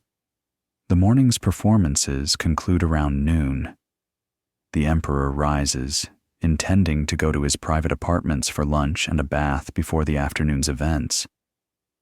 This is the moment the conspirators have been waiting for. The plan is in motion, As he makes his way from the theater, several of the plotters, including his uncle Claudius, intercept him. They speak to him of a troupe of noble youths, talented singers from Asia Minor, who are rehearsing in a nearby section of the palace. They insist he must hear them. Their performance is said to be extraordinary. Flattered and intrigued, he agrees to a detour. Instead of taking the main open-air route, he allows them to guide him into the cryptoporticus, a network of enclosed, subterranean tunnels that connect the different buildings of the palace. It's a shortcut, a quiet, secluded place, away from the crowds and most of his loyal German bodyguard, who have been either cleverly delayed or misdirected. It is a perfect, inescapable trap. As he is about to enter the dim passageway, Cassius Chaerea steps forward, his duty to ask for the day's password. It is their final exchange. With a smirk, the emperor gives him another mocking, insulting word. It is the last thing he will ever say to the old soldier. Chaerea takes the insult, his face unreadable, and steps back to let the imperial party pass. It's a grimly fitting end to their daily ritual of humiliation, the final password to his own death. He steps into the tunnel. The light from outside is instantly muted, the air cool and still. He is flanked by senators and praetorians, men he believes are his loyal servants. He walks a few paces down the narrow corridor, admiring the painted frescoes on the walls. Then, from behind him, Chaerea acts. There is a sudden, sharp movement, a flash of steel in the gloom. Chaerea strikes the first blow, his sword slashing down on the emperor's neck and shoulder. It is not a clean, killing strike. He stumbles, crying out in shock and pain. He turns, perhaps trying to fight, perhaps trying to run. Surviving accounts differ on the precise sequence of events in the bloody, chaotic whirlwind that follows. Some say he shouted, "I am still alive," a final, defiant cry that only spurred the others on. Another conspirator, Cornelius Sabinus, lunges forward and stabs him in the chest, bringing him to the ground. Then, all restraint shatters. The narrow hallway becomes a frenzy of retribution. The other plotters, senators, and soldiers alike descend upon the fallen emperor, each man driven to land a blow, to take part in the act. It is not a clean assassination. It is a butchering, a release of 4 years of pent-up fear, hatred, and humiliation. They stab him again and again, over 30 times, long after he is dead. The god who conversed with Jupiter, who commanded the sea, who held the power of life and death over millions, meets his end on the cold stone floor of a service tunnel. The act is done. The fury is spent. Panic immediately replaces it. The conspirators, their daggers dripping, scatter in all directions, trying to melt back into the chaos of the festival. The news spreads through the palace with the speed of a shockwave. A cry goes up. The emperor is dead. His litter bearers, realizing what has happened, rush to the scene, brandishing the poles of their sedan chairs as weapons. His German bodyguard, the only men in the palace who were truly, fiercely loyal to him, finally arrive. Discovering their master's body, they fly into a berserker rage. They storm through the palace, cutting down anyone they encounter: guilty conspirators, innocent senators, terrified servants, their grief and fury demanding a blood sacrifice. But the price of this day is not yet fully paid. As the mayhem continues, a centurion named Julius Lupus is dispatched by the plotters to the imperial apartments with one final grim task to eliminate any possibility of succession or revenge. There, he finds Caligula's wife, the Empress Milonia Caesonia, huddled with their daughter, Julia Drusilla, who is only a toddler. Caesonia, weeping, knows her fate. She bravely bares her neck to the centurion, and he kills her swiftly. The little girl, named for the sister her father had deified, is the last of his line. In a final, heartbreaking act of political cruelty, the centurion grabs the small child by her feet and dashes her head against a stone wall, extinguishing the bloodline of Germanicus for good. Back in the cryptoporticus, the body of the emperor lies abandoned for hours amidst the chaos. The self-proclaimed god is now just a mortal ruin. The absolute power he wielded so carelessly has been met with an equally absolute and brutal finality. The price has been paid in full, rendered in the currency of the sword, leaving behind only blood, fear, and a terrifying, unanswered question that echoes through the sudden, deathly quiet of the palace. What happens now? The frenzy of the assassination gives way to a new, more terrifying kind of chaos, a power vacuum. The god emperor is dead. His wife and child are dead. The Julio-Claudian line, which has ruled Rome for nearly a century, appears to be extinguished for a few tense, uncertain hours. No one is in charge. The German bodyguard's rampage has subsided, and an eerie, watchful silence has fallen over the Palatine Hill. You are an observer in a city holding its breath, a city suddenly without a master. Who will fill the void? The first to act are the senators. Oh, the bravery that returns to men the moment a tyrant is dead. You watch them flock to the Curia, the same hall where they had sat in trembling silence, where they had praised his horse and deified his sister. Now, their voices thunder with righteous indignation. They stride to the rostrum, one after another, to denounce the fallen emperor as a monster, a hostis, an enemy of the state. It's amazing how your vocabulary expands when you're no longer afraid of being executed for it. They compete with each other to invent new insults, to propose new indignities for the dead man. A motion is passed for damnatio memoriae, the damnation of memory. It is a formal decree to erase him from history. You see work crews, emboldened by the Senate's decree, begin the work. His statues are to be toppled from their pedestals and smashed. His name is to be chiseled from every public inscription, every arch, every monument. They want to make it so that Gaius Caligula Caesar never even existed. It is a furious, retroactive act of courage, a desperate attempt to undo 4 years of humiliation by pretending it never happened. They speak grandly of restoring the ancient dignities, of bringing back the Republic. For a brief, intoxicating moment, it seems the dream of a free Rome might be possible again. But the Senate's power rests on words and traditions. The real power in the city rests with the men who have the swords, the Praetorian Guard, and the Praetorians have no interest whatsoever in a restored republic. A republic means they would be disbanded, or at the very least, their immense influence and the lavish bonuses that come with it would vanish.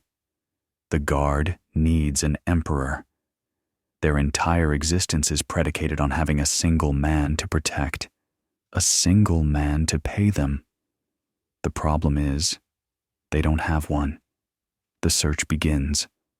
While the senators are busy making speeches, the Praetorians are scouring the palace. You find yourself back in the vast, now eerily quiet imperial residence. The halls are stained with blood and littered with the debris of the day's chaos. It is here that one of the most bizarre and pivotal moments in Roman history unfolds. A common guardsman named Gratus is making his way through the deserted corridors, perhaps looking for loot, perhaps just satisfying his curiosity. He passes a room and notices something odd, a pair of feet sticking out from beneath a long, heavy curtain that hangs in a doorway. His first thought is that it's someone hiding from the rampaging Germans. With a rough tug, he pulls the curtain aside. Cowering there, trembling from head to toe, is a man of about 50. He has a slight limp, a nervous stammer, and a face etched with pure terror. It is Claudius, the forgotten uncle, Caligula's uncle, the brother of the beloved Germanicus, a man the imperial family had always kept hidden away, considering him a dim-witted, embarrassing invalid. Claudius sees the soldier, assumes his time has come, and collapses to the floor, grabbing at the guardsman's knees and begging for his life. A question that has fascinated historians for centuries is whether Claudius was truly the terrified, feeble-minded man the sources describe, an accidental emperor found hiding behind the drapes. Or was this the greatest acting performance of all time? Was he a brilliant political survivor who understood that his only path to staying alive was to appear utterly harmless? Was he hiding in a ridiculously obvious place, waiting for a soldier to find him, knowing that he was the last viable adult male of the dynasty and therefore the Praetorians' only logical choice? Gratus, the soldier, certainly isn't debating these points. He is stunned.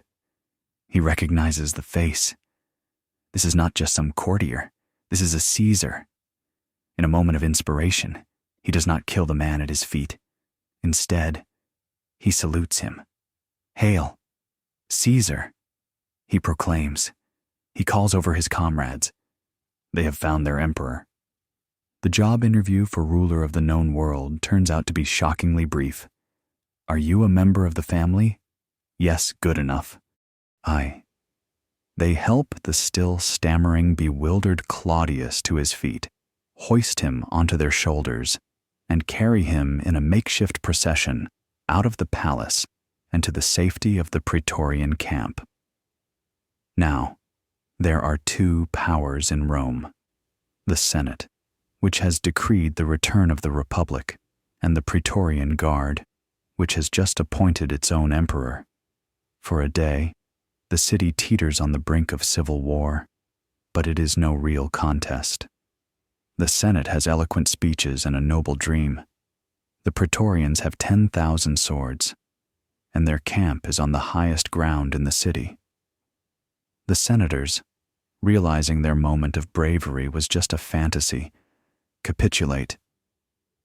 A delegation is sent to the Praetorian camp to formally, and with considerable embarrassment, bestow the imperial powers upon the man they had all dismissed as a fool. Claudius, the new emperor, begins his reign with a grim piece of housekeeping. He orders the execution of Cassius Chaerea and a few of the other leading assassins. It is not an act of revenge for his nephew, whom he likely despised as much as anyone. It is a cold, political necessity. He cannot allow the precedent of the Praetorian Guard assassinating its emperor to stand. The men who put the dagger in Caligula now face the executioner's block themselves. The attempt to erase the monster has failed. It has only created a new monster, an emperor chosen not by law or tradition, but by a handful of soldiers in a moment of panic. The final, terrible price of Caligula's reign was not the restoration of freedom, but the cementing of a new reality that the true master of Rome was not the Senate, not the people, but the army. And the next emperor could be found hiding behind the nearest curtain. And so, the reign of Gaius Caligula Caesar is over. Claudius, the stammering, unassuming scholar, takes the throne and, to the surprise of many, rules with a relative competence for over a decade.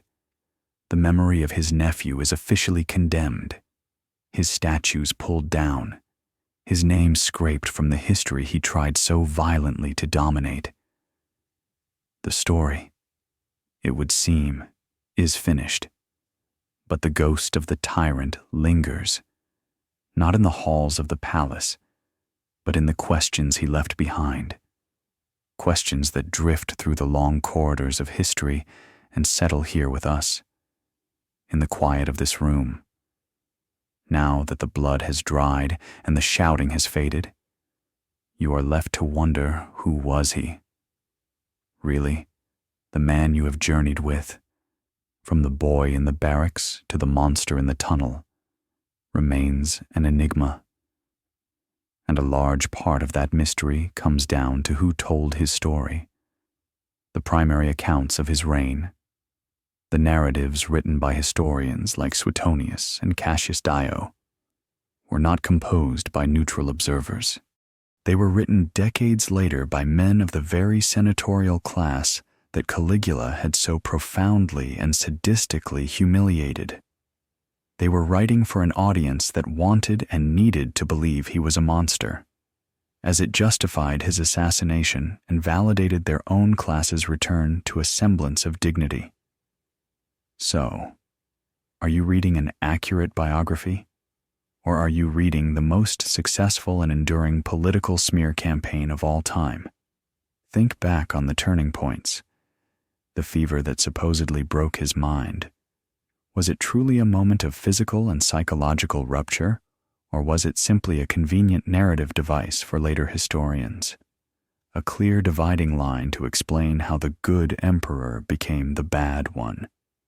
It is a far tidier story than the more complicated truth that the capacity for cruelty was likely there all along, forged on the lonely island of Capri and simply waiting for the constraints of public opinion to be removed. And what of his divine ambition? Was it pure psychosis, the act of a man who genuinely thought he could chat with a statue of Jupiter? Or was it a radical, if terrifyingly logical, political project? Perhaps he saw the inherent weakness in the Augustan model of being the first citizen, and decided the only way to secure permanent, absolute power was to become a living god, like the pharaohs of Egypt. In this light, he wasn't mad, he was just a brutal political innovator.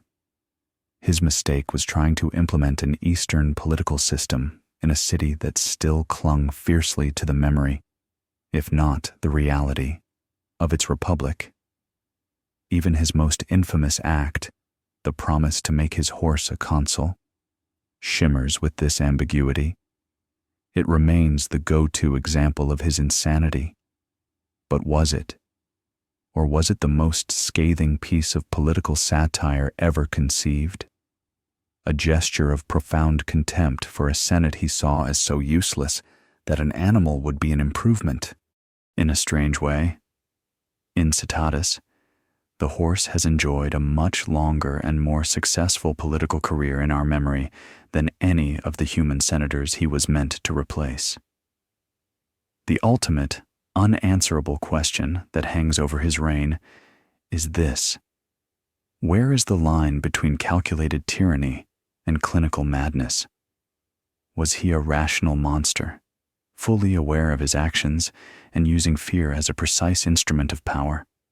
Or was he a profoundly damaged man, a victim of immense childhood trauma who, when handed absolute power, was simply crushed by its weight, his broken mind lashing out at the world? Maybe, in the end, the distinction doesn't matter. Maybe absolute, unchecked power is its own form of insanity, a condition that inevitably distorts the soul of anyone who holds it for too long. His story becomes a timeless, cautionary tale, not about one man, but about the terrifying fragility of any system that allows one person's whims, cruelties, and fears to become the law of the land for everyone else. The price of his power was paid by everyone. It was paid by the senators he humiliated, the citizens he terrorized, the soldiers he mocked. It was paid by his wife and child, their lives extinguished to secure a new regime. And it was paid most profoundly, by himself. The journey from that little boy in the camp, the one affectionately nicknamed Little Boot by the soldiers who adored his father, to the hated tyrant lying dead in a palace corridor, is the story of a soul being systematically hollowed out, first by trauma, and then by power, until nothing was left but a monster. And now, it's time to let that ghost rest. The echoes from the Palatine Hill begin to fade, the marble halls dissolving into the quiet darkness around you. The roar of the Roman crowd softens into the gentle hum of the night. Let the story drift away now, like dust motes settling in a moonbeam. There are no more conspiracies to uncover, no more decrees to fear. The weight of this history can be set down. The journey is over. The boy, Gaius, is finally quiet. The tyrant, Caligula, is gone. There is only the stillness of your room, the soft weight of your blanket, and the gentle, easy rhythm of your own breathing. Let the last of the images dissolve, leaving only peace, just peace, and the welcome prospect of sleep. End of script. Sweet dreams.